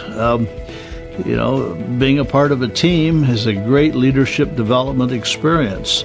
Women who are in board roles, women who are leading companies, guess what? One of the number one alignment items is leadership in played high school and probably college sports. That matters, and both of those are education-based. So it had an impact on me. I'm now a businesswoman. I also coach basketball, but having to juggle education and sports and perform both at a high level is really, really a lesson learned for life. Education-based athletics matters, the student and the athlete. We take that seriously. The student first, the athlete second. The field of play is an extension of the classroom where these kids are learning life lessons that they will take with them for the rest of their lives. Athletics is an extension of the classroom. And how it impacted me, I had to learn how to operate on a team. And then as I became a captain, then I had to learn how to coach and guide my colleagues. Guess what? That then happened at work. 10 and 20 and now 30 years later. You have to learn how to show up and be on time. The bus leaves. If you're not there, you can't go. Many times, the discipline and the feedback isn't maybe as harsh as it is in the classroom, and it's very quick and potentially harsh, but kind and loving and wanting to get better in sports and on the field. I think in high school athletics, you learn a lot about leadership. I was able to be a team captain for 3 years, and I learned so much that it's not just about the position, but it's about the influence that you're able to make towards a positive change with a mission greater than yourself. And that lesson for me has been able to apply to going to Notre Dame, being a team captain there, to going and playing 5 years professionally and a year in the NBA. And there's a difference in the resilience of the athletes that played high school athletics. And there's a difference in how they're able to bounce back the day after a tough loss, or they're able to bounce back after a coach corrects them on the thing that they need to do. And the resilience and the opportunity to be able to lead in that way is something that's going to carry well past, but be able to be learned better there than it can, in my opinion, any other place. Well, our patrons can all go to our website and they can get involved with donating to the foundation. We like to call that investing. We're investing in young people, investing in our schools.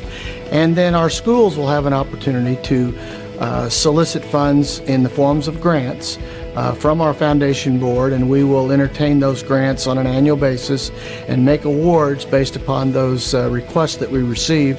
And we want that to be an ongoing and a growing opportunity for not only our patrons that support us at our contest and our communities, but also our member schools to identify things they feel that are important in their schools and their communities where they need additional funding and support, and that's something that the foundation can be a part of.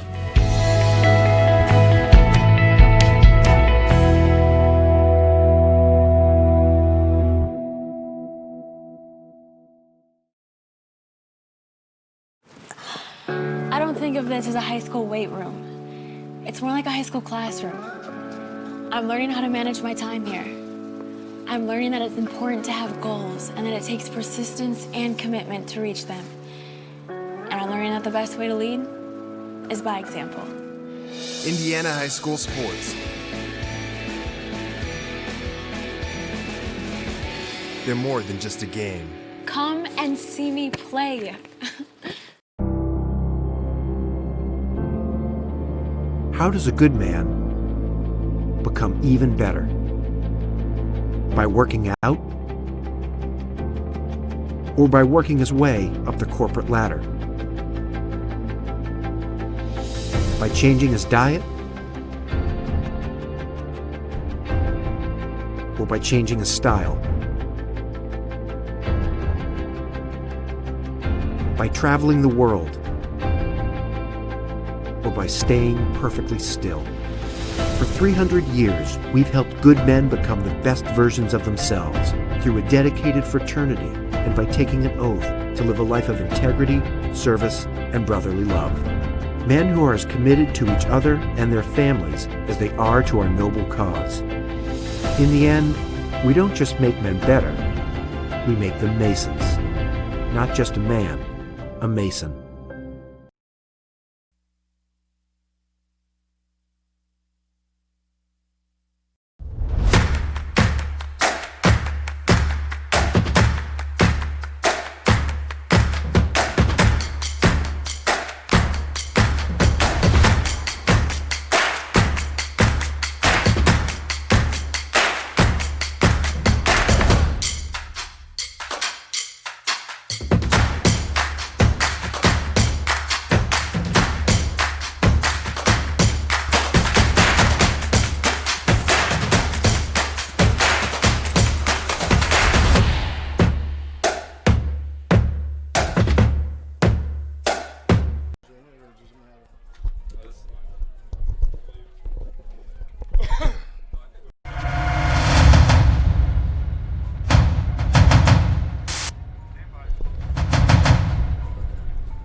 Okay. Oh, man, it's so sweaty.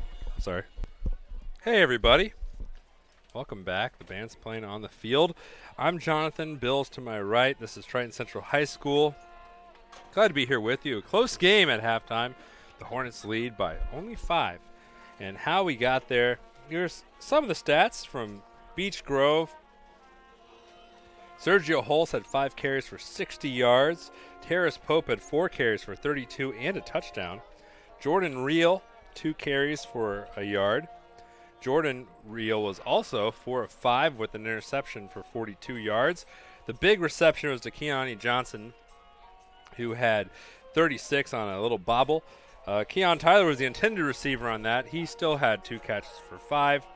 And Quanzel Jones had a catch for a yard. For Triton Central, through the air, Aaron Steele was 4 of 10 with an interception for 57 yards.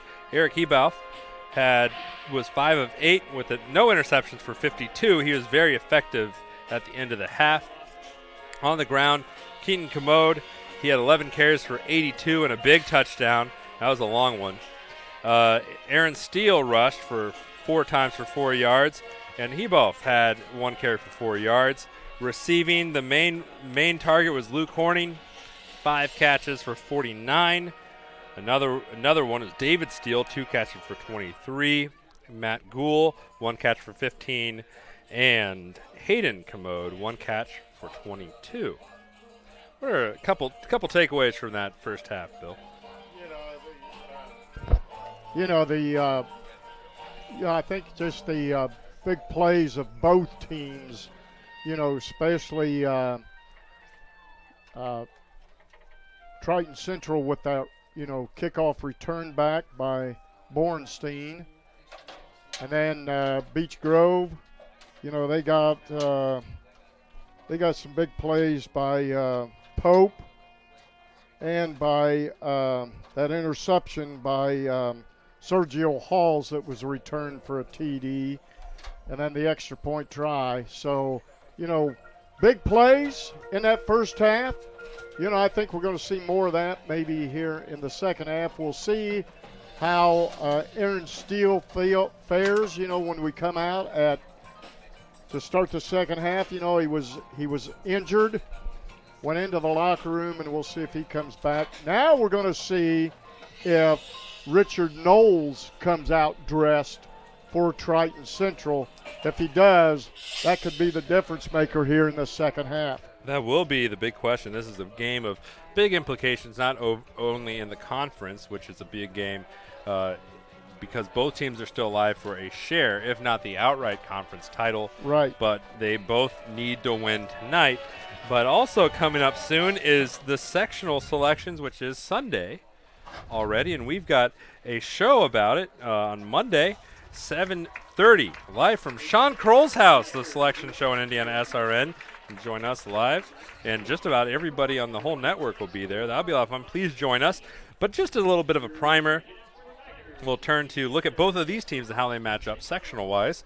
First, with the visitors from Beech Grove. They are in sectional 22 because they're 4A. Right. And they have Mooresville and Beech Grove are both 6-1.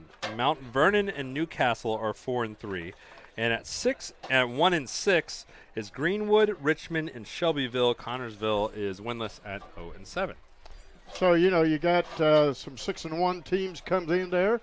But, Jonathan, you and I have been around football, and when sectional time comes, I think sometimes you can just throw the records out the window because you can get a team that maybe hadn't won. And I saw it last year, maybe won 1 or 2 games, come in and make it to the sectional championship. So, but the favorite, watching this Beech Grove team, several times this year, probably got to give a nod to them right now in their sectional. Then for Triton Central, sectional 37 for 2A.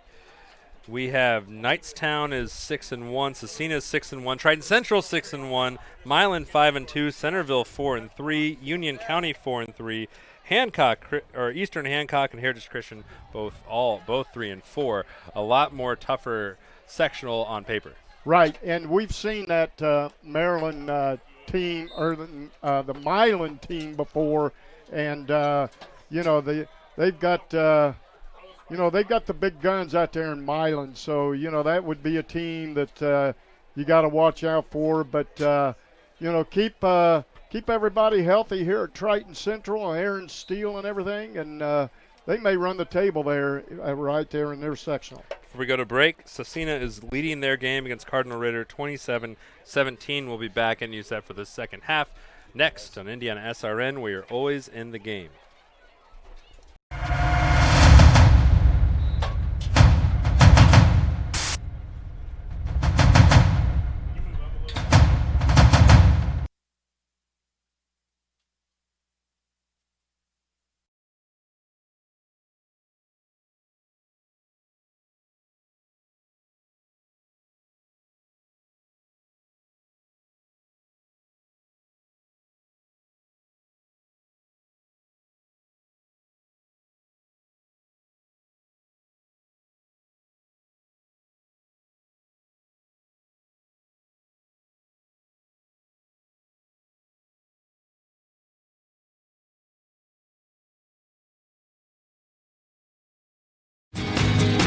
Atlas Excavating.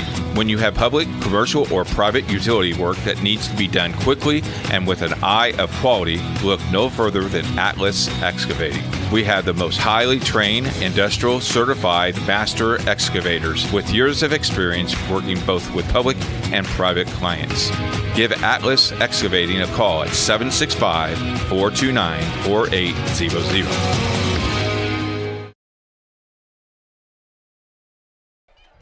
Welcome back, everyone, to Triton Central High School. Bill, getting ready for the second half. Beech Grove leads by 5. What do the Hornets need to do to continue this lead and even build it?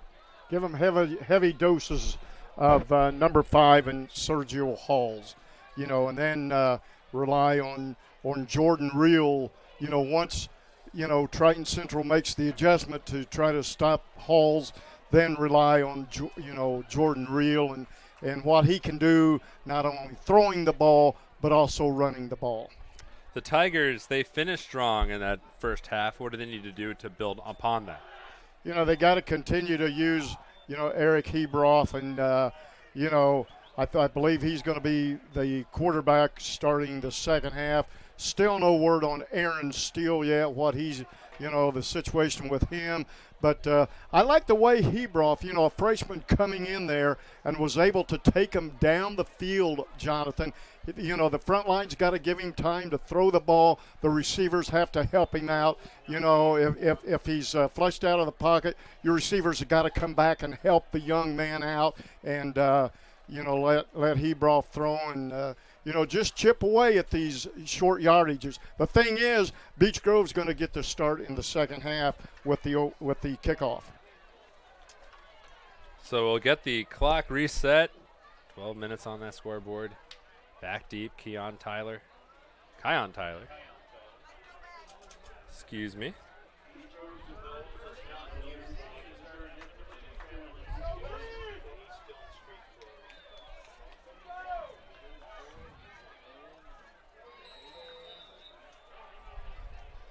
Tyler and Keani Johnson back deep to return it for Beech Grove. And we're underway. The second half has begun. Tyler on the run. Crossing the 20, looking to the outside. Cuts back for some running room. He's got a lot of room if he has blockers. And he gets it to the 44. I think we got a penalty flag on the play, though. Temporarily, that's where they'll start. We do have a penalty on the far side.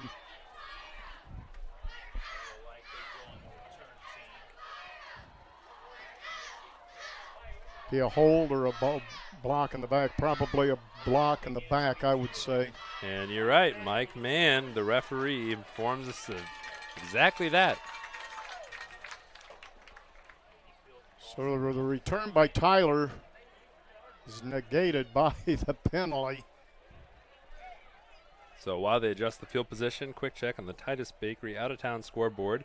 Andrean 15, Lowell 0. Noblesville 7, Brownsburg 0. Brownsburg's undefeated. Warren Central 17, Carmel 10. Evansville Central, team we saw, is leading Mater Dei 7-0. Bishop Dwenger leads Snyder 13-7. Burbuff Jesuit leads Guerin Catholic 31-10. Cecina leads Cardinal Ritter 27-17. Mooresville 14, Martinsville 7. Tipton and Western tied at 14. Western Boone 40, Danville nothing. Zionsville leads Avon 16-13. This pass high but reeled in, and they'll get it to about the 39-yard line. To Sergio Halls. So Holtz gets another first down, this time through the air. So they ran him out of the backfield. He was lined up back there with Jordan Reel, and they brought him out of the backfield, and he's able to find that little soft, that coverage there by Triton Central. He was able to get in the middle. And as Pope in motion, this is Holtz. He tries to cut backwards to gain yards. It didn't work.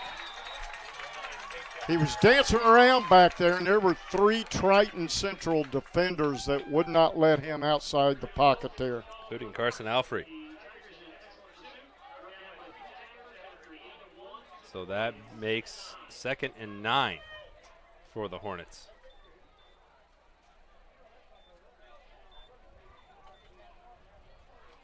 See, just over a minute gone here in the second half.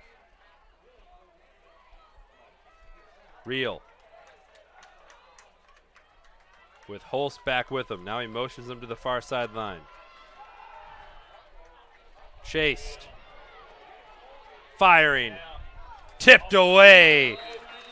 Stuart Kraus was there. You know, Kraus was just right there to knock that away, Jonathan. And if Kraus hadn't have been there, it would have been a first down for the Hornets. Oh, and we got holding against Beech Grove.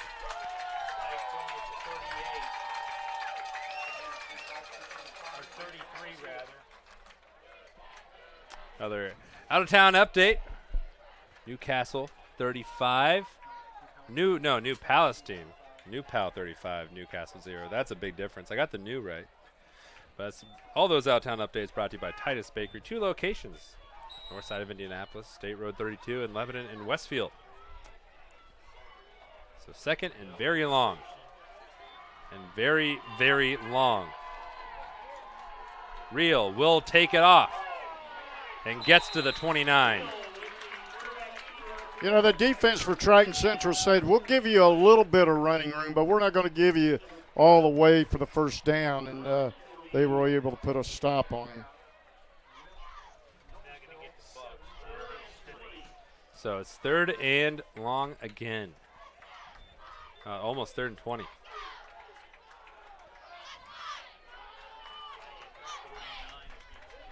Got to get to basically midfield. Real. With time. Now running. Has some room. Needs more. Won't get it.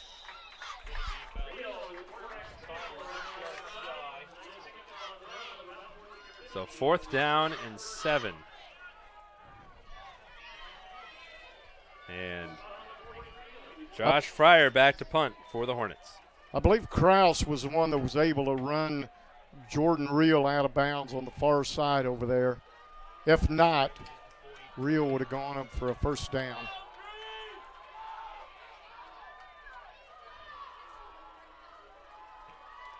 This kick will chase Borenstein back. It'll bounce at the 10 and into the end zone for a touchback. This gives us a moment. Indiana SRN broadcasts more than 300 sporting events in central Indiana, and we need your assistance. Located on our webpage is a donate button. If you would like to see more sports on Indiana SRN, please consider making a donation. Every dollar raised will go to getting more games on the air. On behalf of our team, we thank you, Indiana SRN, for you're always in the game. 1st and 10 for the Tigers. Eric Hebroff staying in at quarterback for the Titans, or the Tigers.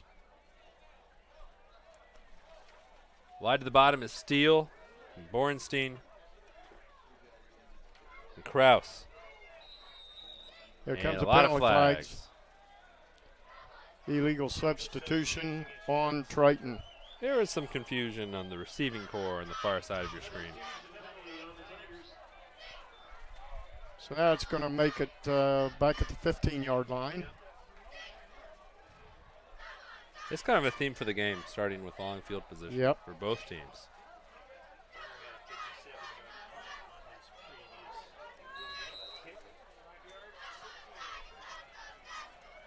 As you look at these teams, Triton on the year have scored 38 points a game, and defense has only given up 9. On 1st and 15, Heboff completes it to David Steele, his 3rd completion of the reception of the game.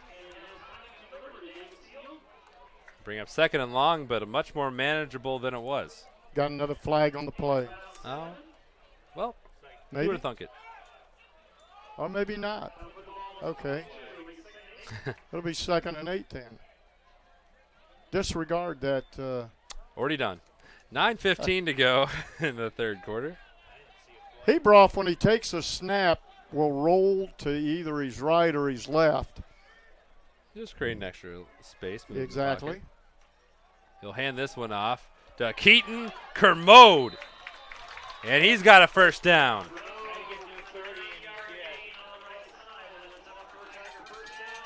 Kermode on that right side.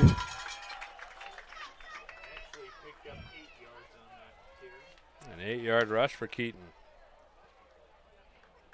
Between the guard and the center there. Jonathan Riggins, the right guard for Triton. So 1st and 10 for the Tigers. Ball at the 31-ish. Trying to get the defensive jump. They're a little bit more disciplined than they were in the first quarter, and this run doesn't go for much. Back to the original line of scrimmage for Keaton Kermode. Looks like he might have stumbled a little bit coming out of the backfield, coming up to get that handoff from Heboff.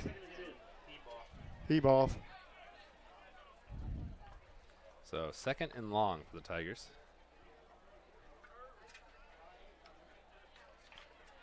And no sign of Richard Knowles either. So he's still in street clothes.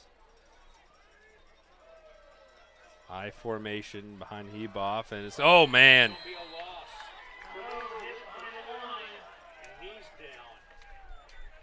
All over that was Teron Washington and Heboff, excuse me. Keaton Kermode has to be helped up, and he's going to hobble off. So 3rd and about 11. So out of the game already was Richard Knowles. He didn't start. Kermode just hobbled off. And Matt Gohl is on the sideline as well. Bornstein, I believe, went in for Kermode. He did. So it is Steele, Bornstein, and Horning on the right side of the formation. Hayden Kermode is to the left. Heboff. Jailbreak. Looking, firing, sideline. It's incomplete. It was off of David Steele's fingers. And so that brings up 4th down.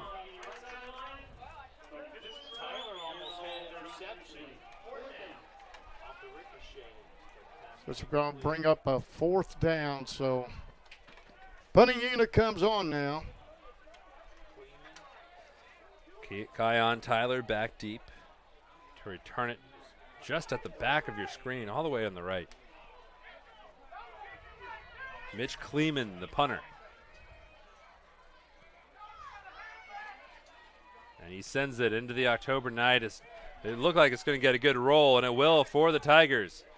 Cross the 35, and that's where it will be down, just on the other side of it.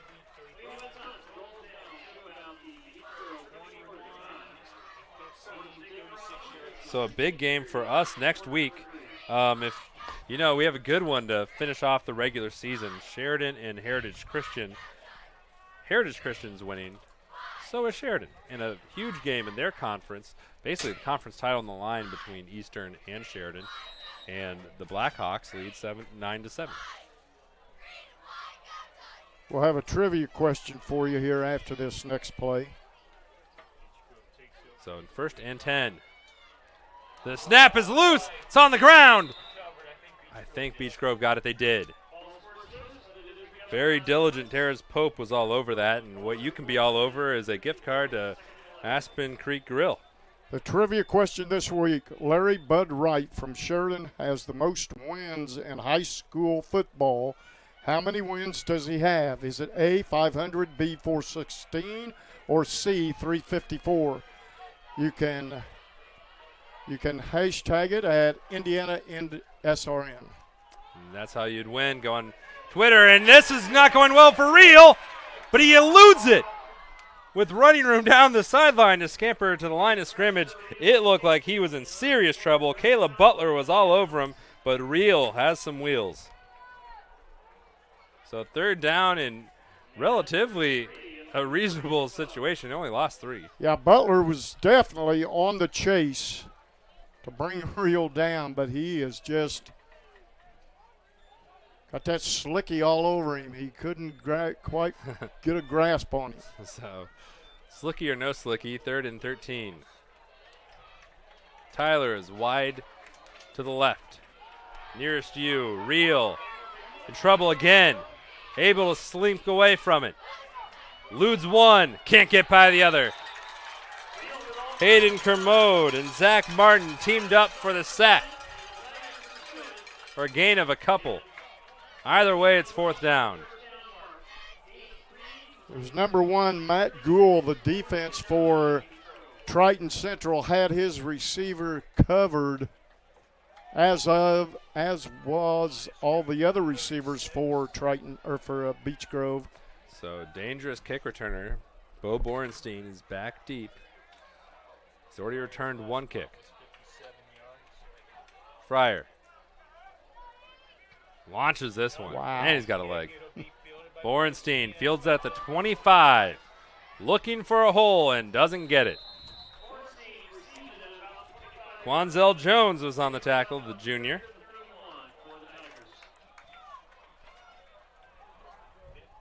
So this will be the second time this quarter that Triton Central will be on offense.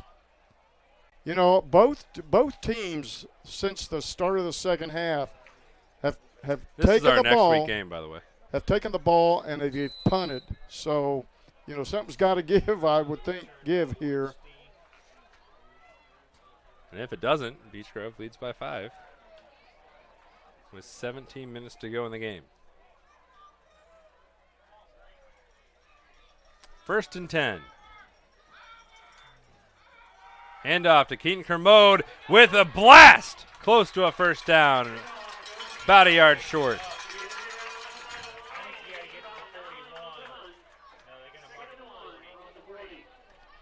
You're going to mark it right at the 40-yard line, Jonathan. He's got to get it to 41, so. I got a little bit less than a yard. Almost a full yard. We're under 5 Who's minutes counting? here in the third quarter.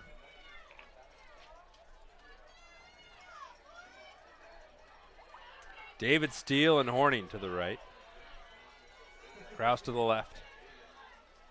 Too deep He cover both. for Beech Grove. Firing. And incomplete. David Steele is the intended receiver. He's been looking his way quite a bit.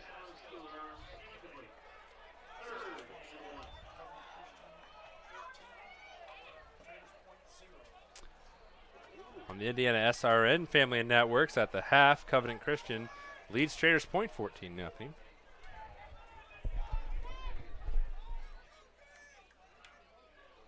Brings up 3rd and 1.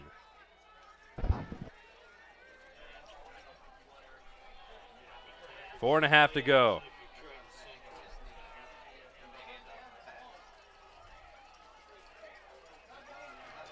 To Hayden Kermode, and he's got the 1st down. And 5.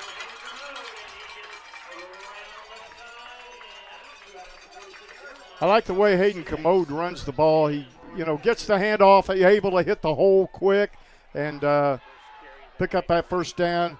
Got to give kudos to that offensive line of Triton Central for creating those seams for these running backs. That was Hayden Kermode's first carry of the night, sophomore. His brother's been doing most of the damage. He gets a crucial 1st down to keep this drive rolling. So now, Kraus and Steele to the right. It is to his older brother. And Keaton gets it close to the 50.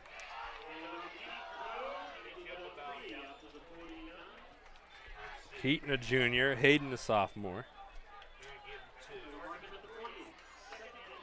So about 2 yards, 2 yards exactly.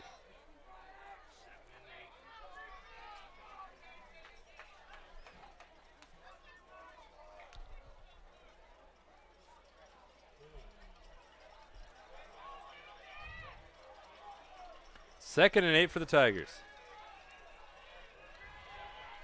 Kraus is to the top of your screen. Hayden Kermode was the one in motion. Heboff to Horning, upended.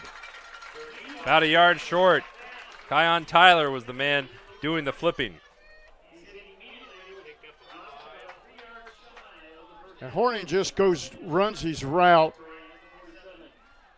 turned the defender back in, and Horning was able to reel that pass in.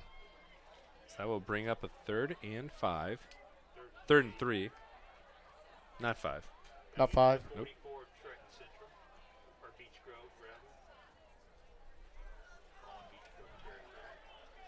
Eric Heboff filling in for Aaron Steele, who was dinged up in the 1st half.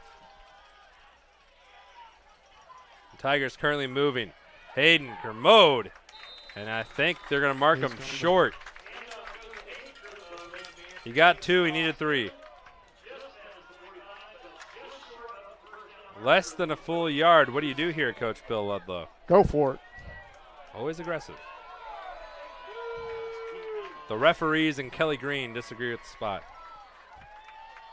If nothing else, go up and give a hard count. See if you can get Beech Grove defense to jump. Which has worked in this game. Yeah. Not for a while. Crowd into it. 4th and less than 1. They will go for it. Keaton Kermode has it. And he's down the sideline. First down, Tigers.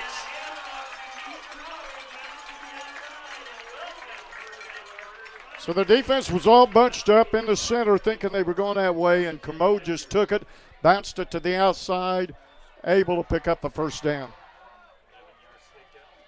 And a close one on the Indiana SRN Family Networks.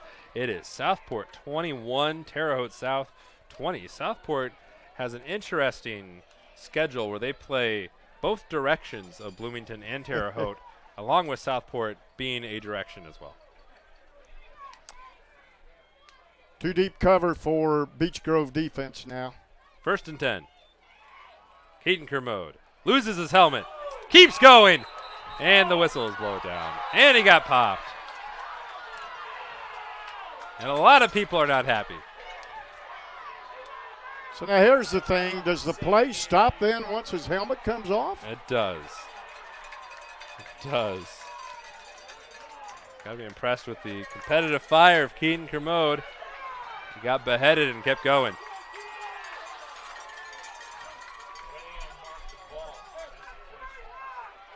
And a lot of discussion on the referees. Here's the replay of it. And this is going to be very gruesome right there.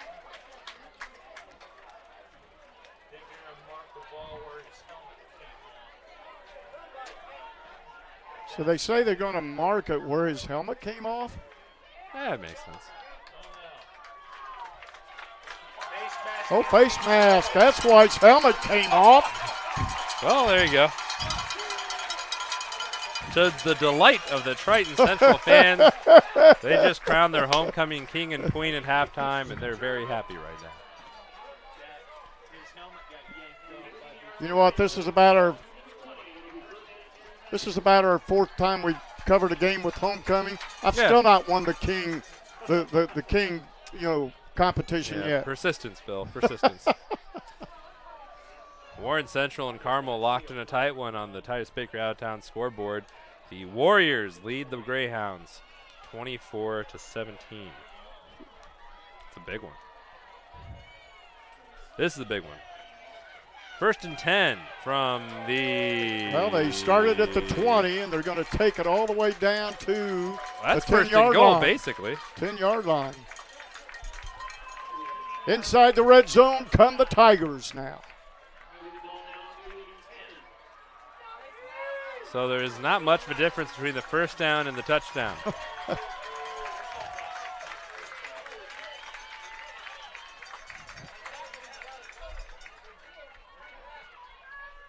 In the backfield with Heboff, it's Hayden Kermode.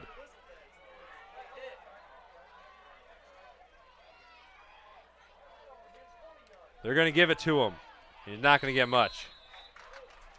Dives across the 10-yard line. 2nd and about 8. Jonathan, the clock's ticking down. We're under 2 minutes to go here in the 3rd quarter, and Triton knocking on the door. A very good game. One of the better ones we've had the opportunity and privilege to broadcast this year. I think the Heritage Christian, Covenant Christian game we had a couple weeks ago was the leader in the clubhouse. This one lining up an opportunity to knock him off. Snap is low. Hand it off, and he's swarmed by the Hornets. Teron Washington was all over him. An excellent linebacker for Mark Weller's Hornets. And we're going to have an official timeout.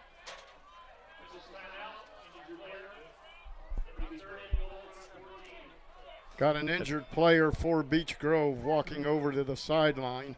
He's fortunately off quickly. Let's us take another peek at the Titus Bakery out-of-town scoreboard. Tied, Noblesville and Brownsburg 7 at the end of 3. Brownsburg, number 2 in 6A, undefeated. Noblesville, not undefeated and not number 2. And it shows you what to expect in conference games in Indiana high school football. Now they start the clock. We're under a minute to go now in the third quarter. Third down for the Tigers. 3rd and 9. Well, more than that. Excuse me. Eboff. In trouble, and down he goes. Jake Weller. And an emphatic way to end the third quarter. What do you do, Bill? They're going to have some time to think about it. Well, I don't know. You got a good field goal quick kicker. I'd say go ahead and get the points right here. We'll find out in about 60 seconds. You're listening and watching Indiana high school football on Indiana SRN. We are always in the game. If you find yourself confronted by unwanted pests in your home or office, then you need to contact the professionals at Kim Mountain Pest Control. We offer quality pest control solutions at an affordable price. We specialize in ants and termites. We're also available to handle a variety of other pests, including roaches, fleas, and flying insects, as well as rats and mice. Don't wait until pests cause severe damage to your home or property. Contact the team of experts at Kim Mountain Pest Control today.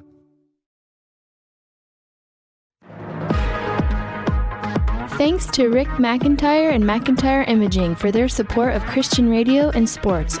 Their service is capturing moments in time and images that provide a record of the celebrations, blessings, and gifts the Lord has given.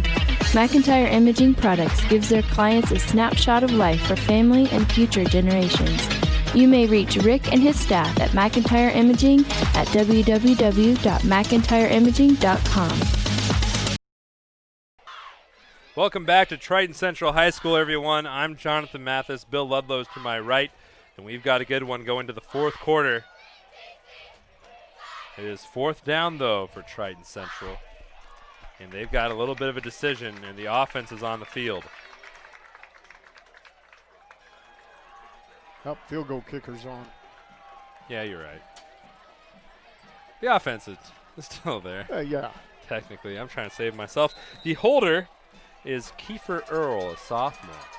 The kicker is Mitch Kleeman, a junior. He's 1 for 2 on field goals this year. This one's up, and it is good. Good!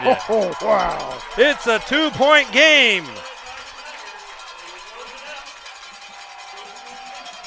And we're going to be back in a jiffy on Indiana SRN, where you're always in the game. Your home and office make up a big part of your world. Sometimes trying to manage it all on your own can make you feel like you have the weight of the world on your shoulders. And when the weight of the world is on your shoulders, you need a strong back or two to come to your rescue and haul your stress away. You need the College Hunks. Whether it's time to clear some space for new memories, to reinvent the room around you, or to simply pack up and move into a fresh new beginning, you can count on the Hunks to bear your burden so you don't have to. Let us move you today. Life Centers offers love and compassion to all women and men who come through our 8 centers. The goal of this love and compassion is that we would not only save babies from abortion, but also transform lives and create families. The forms of this love and compassion are our services. All of our services are offered free of charge to our clients. To learn more about Life Centers, contact us at lifecenters.com or call us at 317-280-2635. Life Centers. We choose compassion. Welcome back, everybody. The fourth quarter just got restarted. Kion Tyler, and he gets it across the 25 as a penalty flag comes flying in. As you'll see, our score has changed. Triton Central has cut it to a 2-point game. Bill Ludlow, how do we get here? Well, Triton Central got the ball at the 5:16 mark on their own 30. I got them running 9 plays on that drive, and then they kicked that 37-yard field goal by Clemens to cut it to 2 at 18-16. The big play on that drive, though, for Triton Central was the face mask on Beech Grove that marched them right down the field. And here's the field goal. Good. That cut it to 2, and a block in the back against Beech Grove will give them less than ideal field position as they look to try to expand their lead that has been steadily diminishing this entire second half. Nothing from the Beech Grove offense here in this second half. So they will start from the 12. Reel in the gun. Goes to Terrace Pope, right up the gut. Close to, got about 6 yards on it.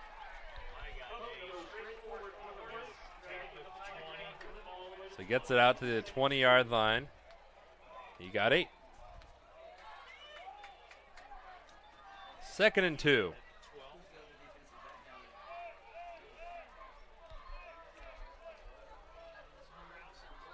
Terrace Pope, we featured him in the opening, a reliable big play weapon for the Hornets.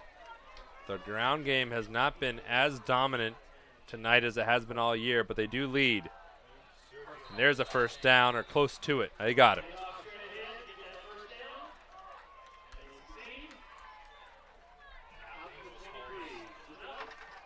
Sean Small on the carry, I believe.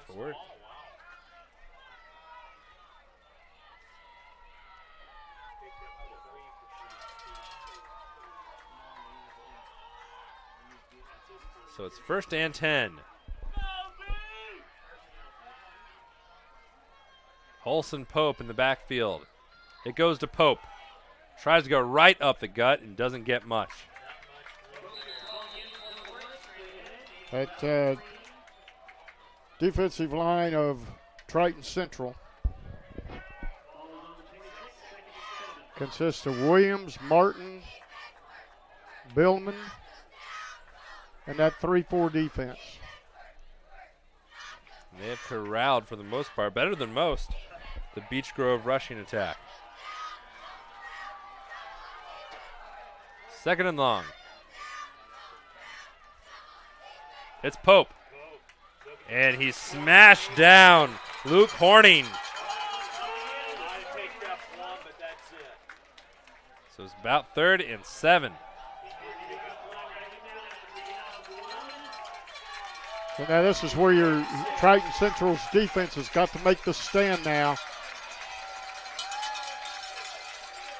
And they're crowding that line. The defense of Triton Central's crowding the line because they don't have any coverage deep. And Triton has the momentum going with them. Reel. In trouble. Will run. And will get it. I think, nor will he. They marked him out short.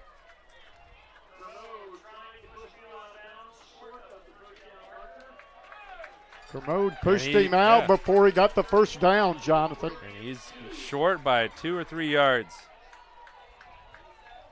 And the Hornets will punt.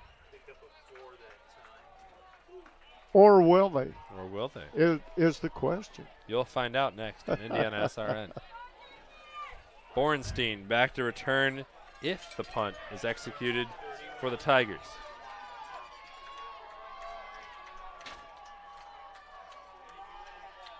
Fryer will punt this one. A line drive that will roll out of bounds. Not a good punt. The Tigers will take over at the 48-yard line. Only 21 yards for Fryer. And so with the momentum rolling for him, Triton that has the ball in good field position. Yeah, get Kermode, Horning. Horning's been the go-to guy for Hebroff now in the second half.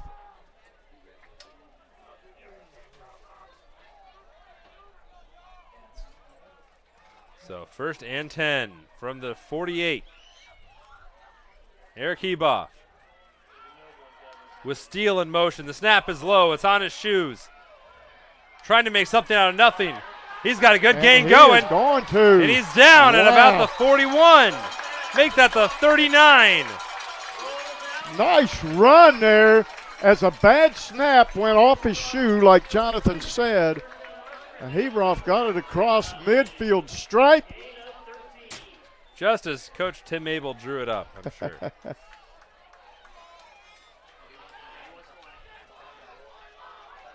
So the Tigers on the hunt.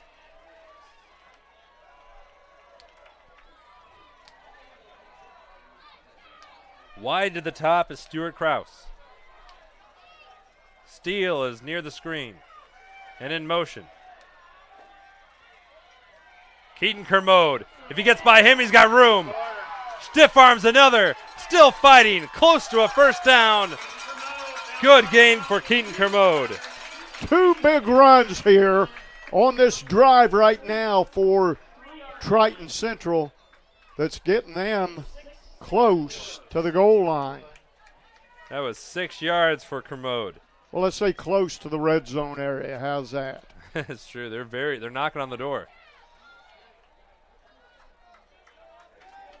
They're very least they're on schedule. 2nd and about 3. Full house backfield. It's going to Hayden Kermode. Shoves off one, keeps the feet churning, and maybe got back to the line of scrimmage. Might have got a yard. Yeah, they had him stopped and he just bounced off. Wouldn't let him wrap up the legs.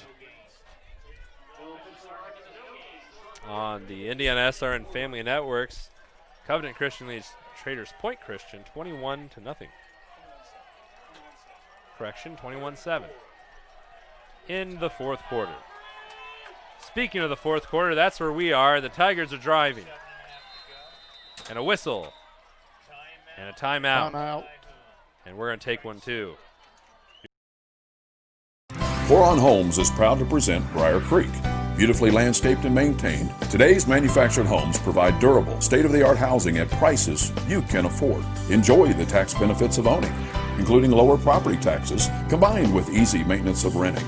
Briar Creek, it's truly unique. The only 55-plus manufactured home neighborhood in the Indianapolis area. Located just east of I-465 on Pendleton Pike, near Fort Harrison State Park. Visit Briar Creek today.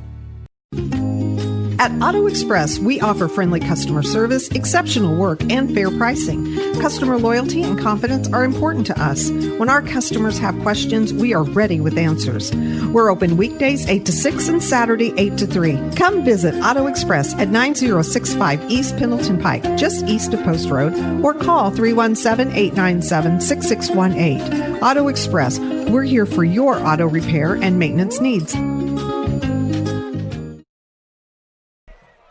Welcome back, everybody. Triton Central High School.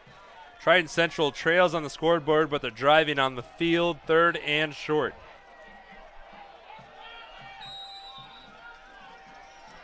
I'm Jonathan Mathis. Bill Ludlow's to my right.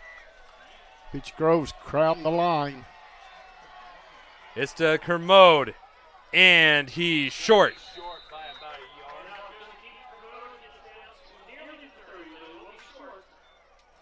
That was his 127th rushing yard of the game. He needed 128. So 4th and short, a long yard, Bill. And Mr. Ludlow, Coach Ludlow, says go for it. This drive started on Triton Central's own 48-yard line at the 9:13 mark. So we were looking at another timeout. We're going to take it right here, which lets us remind you, folks, Indiana SRN broadcasts more than 300 sporting events in central Indiana. We need your assistance. Located on our webpage is a donate button. If you would like to see more sports on Indiana SRN, please consider making a donation. Every dollar raised will go to getting more games on the air. On behalf of our team, we thank you. Indiana SRN, we are always in the game. Now, Bill, this is a big play coming up, to say the least. And the Tigers have some pretty good running backs. You know, they got the Commode kid, Keaton Commode, and I believe that's the one that you want to go with here on this drive, or Hayden Commode. So, you got to, what got you here has been the rushing attack here on this drive. So if you're Triton Central, I would just stay with the rushing attack and go with the Commode kid. Well, Keaton Commode, he's got 127 yards on 22 carries. So pretty reliable target. And that's where one would assume they're going to go, and he's out there. He's number 2. He's lined up in an H-back spot for the moment. And here comes Beech Grove. They're crowding the line, the defensive line. Biggest play of the game to the moment. And he's sacked by everyone.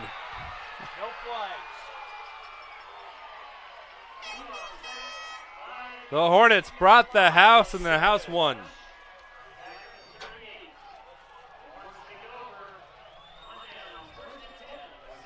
Now, the Hornets haven't been able to move the ball much. Right. This entire half, especially this fourth quarter, with 6:30 to go in this game. If they're able to get a few first downs, they're able to just run this thing out. But they haven't been able to do much because the Tiger defense has been so stout. Yeah, they've not produced here in the second half. So they got one deep coverage for Triton's defense.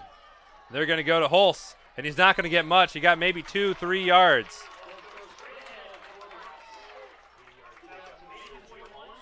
I know Coach Abel's down there, but I tell you what, and a Hornets down, Bill. I would have gone with the Commode kid. Pick up that first down. You didn't need that much. And with an injury on the field, we're going to step away for a moment. We'll be back on Indiana SRN, where you're always in the game. Boron Homes is proud to present Briar Creek. Beautifully landscaped and maintained, today's manufactured homes provide durable, state-of-the-art housing at prices you can afford. Enjoy the tax benefits of owning, including lower property taxes, combined with easy maintenance of renting. Briar Creek, it's truly unique. The only 55-plus manufactured home neighborhood in the Indianapolis area. Located just east of I-465 on Pendleton Pike, near Fort Harrison State Park. Visit Briar Creek today. At Auto Express, we offer friendly customer service, exceptional work, and fair pricing. Customer loyalty and confidence are important to us. When our customers have questions, we are ready with answers. We're open weekdays 8 to 6 and Saturday 8 to 3. Come visit Auto Express at 9065 East Pendleton Pike, just east of Post Road, or call 317-897-6618. Auto Express, we're here for your auto repair and maintenance needs. Welcome back. Josh Fryer was the injured Hornet being helped off the field. He is to the sideline now. Here is our next week game, Bill Ludlow. It's looking good. Yeah, we're at Heritage Christian as Heritage Christian takes on Sheridan and Bud Wright's football team. Jonathan will be reconnected with Coach Wright next week. That's true. I was the play-by-play man, the voice of the Blackhawks, if you will, last year. And it'll be fun to see the boys from Sheridan again and see Heritage Christian again for the second time this year. Last time we were there, we got treated to a very good game and great hospitality. So you'll be able to see that, same bat time, same bat channel, Indiana SRN. Going to bring up a second down for Beech Grove. So a 6:04 to go in this game. It is second and long. So Fryer was the center, so now you got a new center in there for Beech Grove. We'll see how that affects the snaps. Beech Grove currently, this is their lowest rushing output of the season by about 100 yards. They have 129 so far this game. Jordan Reel, second and long. Sergio Hulse eludes one, eludes another, stiff arms a third, and has a first down, barreling down the sideline. And there's your star running back, Bill. Yep, Sergio Halls took the handoff from Reel, cut it to the outside on the left side, eluded two tacklers, picked up a first down for the Hornets. And that is a huge first down. It'll allow Beech Grove to milk off more time. They lead by 2. And they stopped Triton Central a big sack on a 4th down. And now Beech Grove offense had been stalled. It's driving now. Terrace Pope gets 4 yards. Gavin Mitchell on the stop for Triton.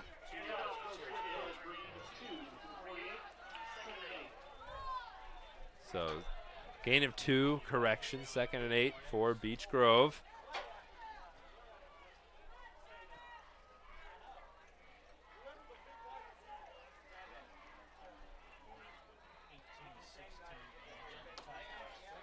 Letting the clock dwindle, coming on 5 minutes left.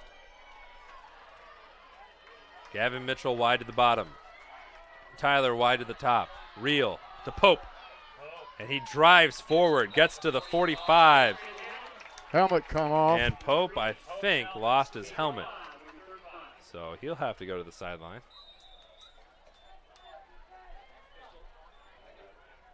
So 3rd down in a short 5.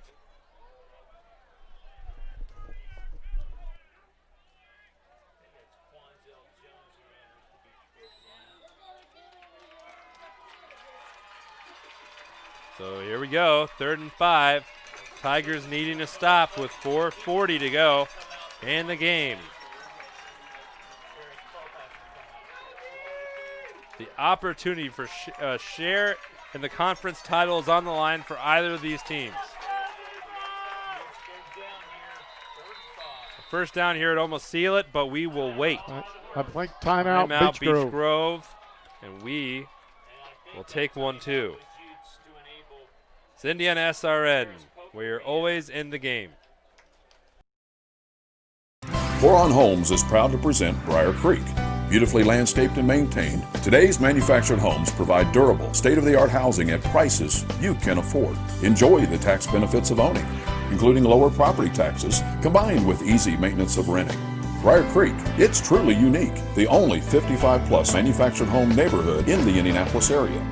Located just east of I-465 on Pendleton Pike, near Fort Harrison State Park. Visit Briar Creek today. At Auto Express, we offer friendly customer service, exceptional work, and fair pricing. Customer loyalty and confidence are important to us. When our customers have questions, we are ready with answers. We're open weekdays 8 to 6 and Saturday 8 to 3. Come visit Auto Express at 9065 East Pendleton Pike, just east of Post Road, or call 317-897-6618. Auto Express, we're here for your auto repair and maintenance needs. Firing is tipped and incomplete. So 4th and 5. They could have got a Beech Grove offensive lineman for holding, but referee looked at it, said no harm, no foul, I guess. And now a interesting subplot here is the Beech Grove punter is the injured center, Josh Fryer. And this is a big spot if you're going to punt it. This is an interesting spot of the field for the Hornets. Now Jordan Reel can punt. And the Triton Central fans come alive here. And it is a punt, and it's a blasted punt, and it will be fielded by Borenstein inside his own 10, and he will be down at about the 16, 17-yard line. And so, with 4 minutes effectively left in this game, Bill, this is it. You know, you're down by 2. You're only down by 2, and all you need is a field goal to win this thing, Jonathan. So, run the ball, get it down, get it within Clemens's, range. Maybe win this thing on a field goal here. Something to note. Triton Central has 1 timeout left in this game. Beech Grove has 2. So keep an eye on that.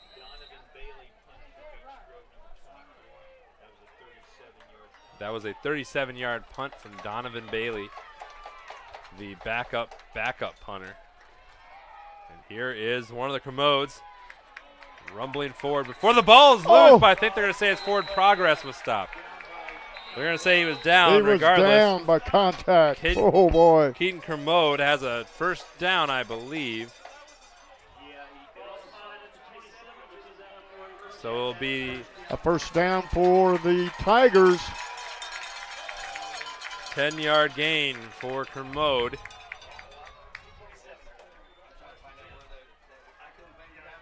Now, either way, if it looked like his progress was stopped, if the ball did come loose, either way, we're still playing. Two deep coverage for Beech Grove. And it's to Kermode, right side, falls down. He was ushered to the ground by Terrace Pope. And when he's not one of the leading running backs, he moonlights as an outside linebacker for the Hornets. Looks like he might have lost a yard on the play, Jonathan. So 2nd and long again for Triton Central. Sounds like a broken record. They've seen a lot of these tonight. The penultimate game of the year, and it's been a good one so far.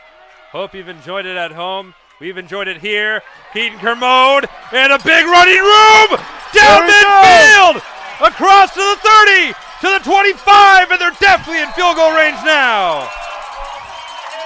What a run by Kermode. My goodness, he took it almost all the way. Now Hornet is slow getting up, probably got the wind knocked out of him. Kermode also doubled over. Here it is. The replay. Coming into focus right into your living room.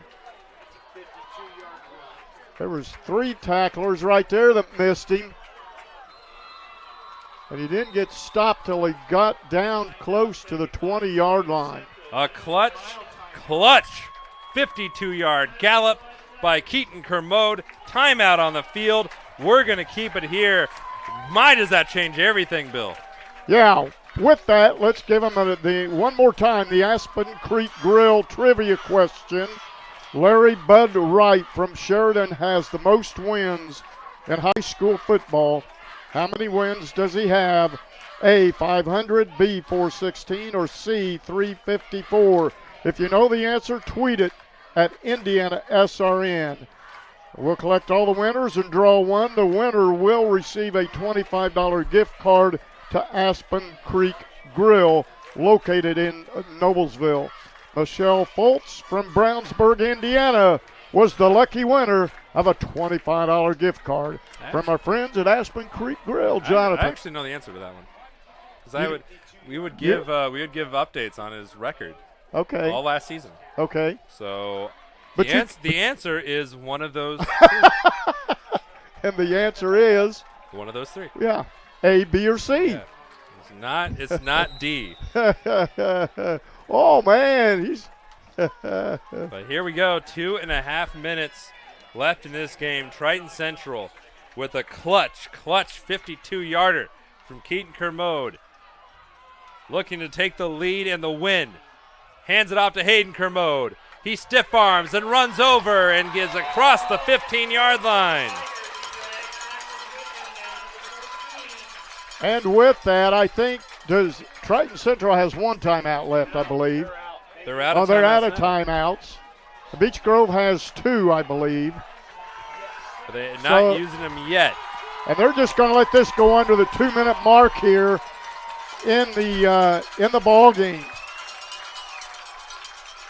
So 2 minutes to go. 10 seconds on the play clock. And it's 2nd and 4.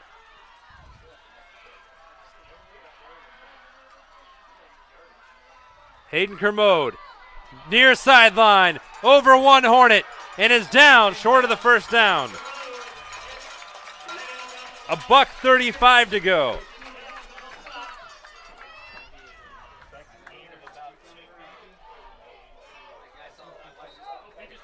And here's the time, and it's a first down, I believe.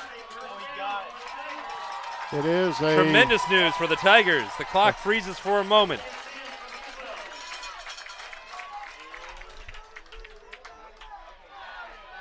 Well, Bill, your plan of just keeping on the ground has been working for Triton Central. Triton coming off of a gut-checking defeat early just last week to Cecina has responded emphatically here. It's a handoff. Keaton Kermode runs over one Hornet down across the 5. Had a nice hole when he got that ball, Jonathan. The offensive line just opened up the floodgates a little bit, and Kermode was able to hit it. 60 seconds to go.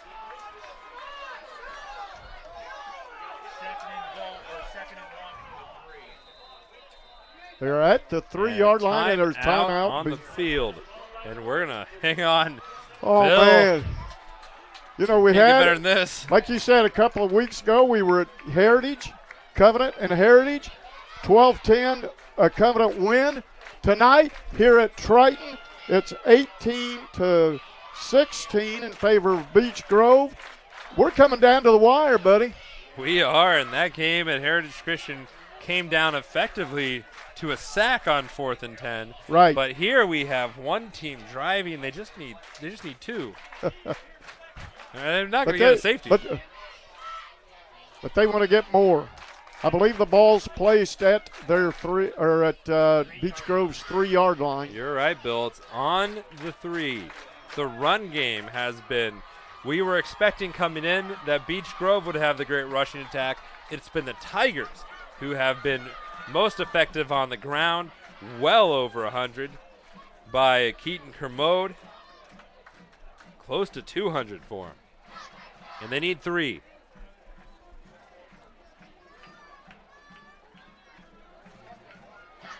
And a 2nd down.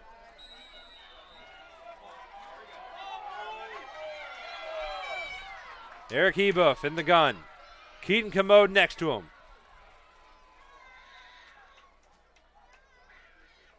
It's Keaton.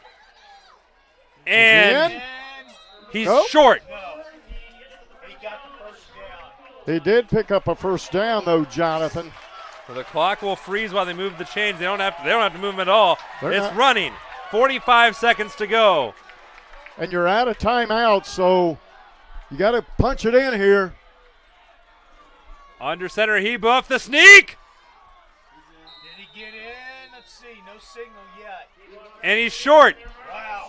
And the clock is running still. 25 seconds to go. And they're going to go for the field goal, looks like. Well, they better hurry. Some confusion. Now the field goal unit runs off. They're off in time. And it's Ebuff. This time, he is! Touchdown! Wow. 22-18 Triton Central with 10 seconds to go.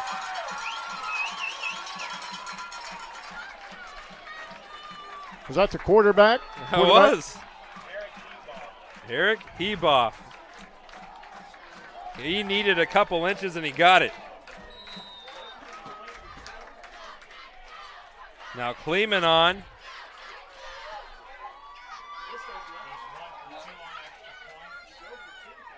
The extra point is up. It is. Looks good. It is good. 23-18.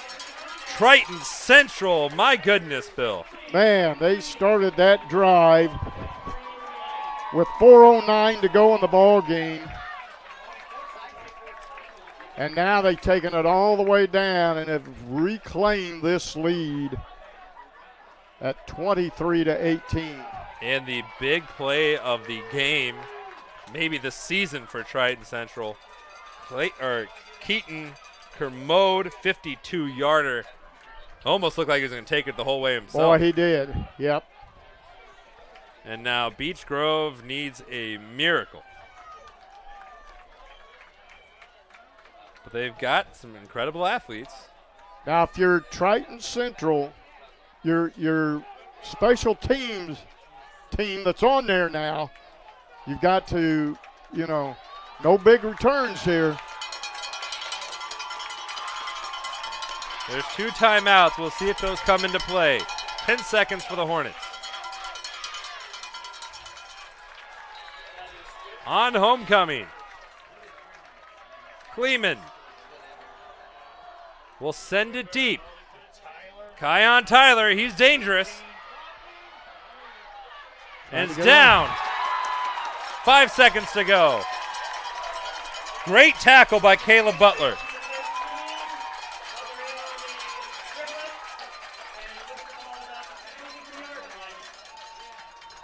Well, effectively, time for one play, Bill. One Hail Mary pass, maybe, huh? Maybe two if they're very savvy.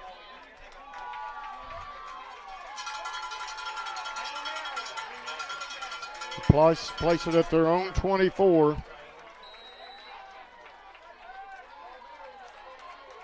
They need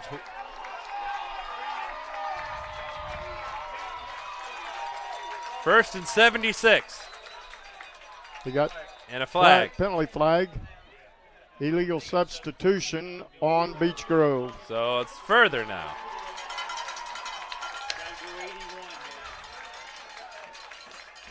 First and 81.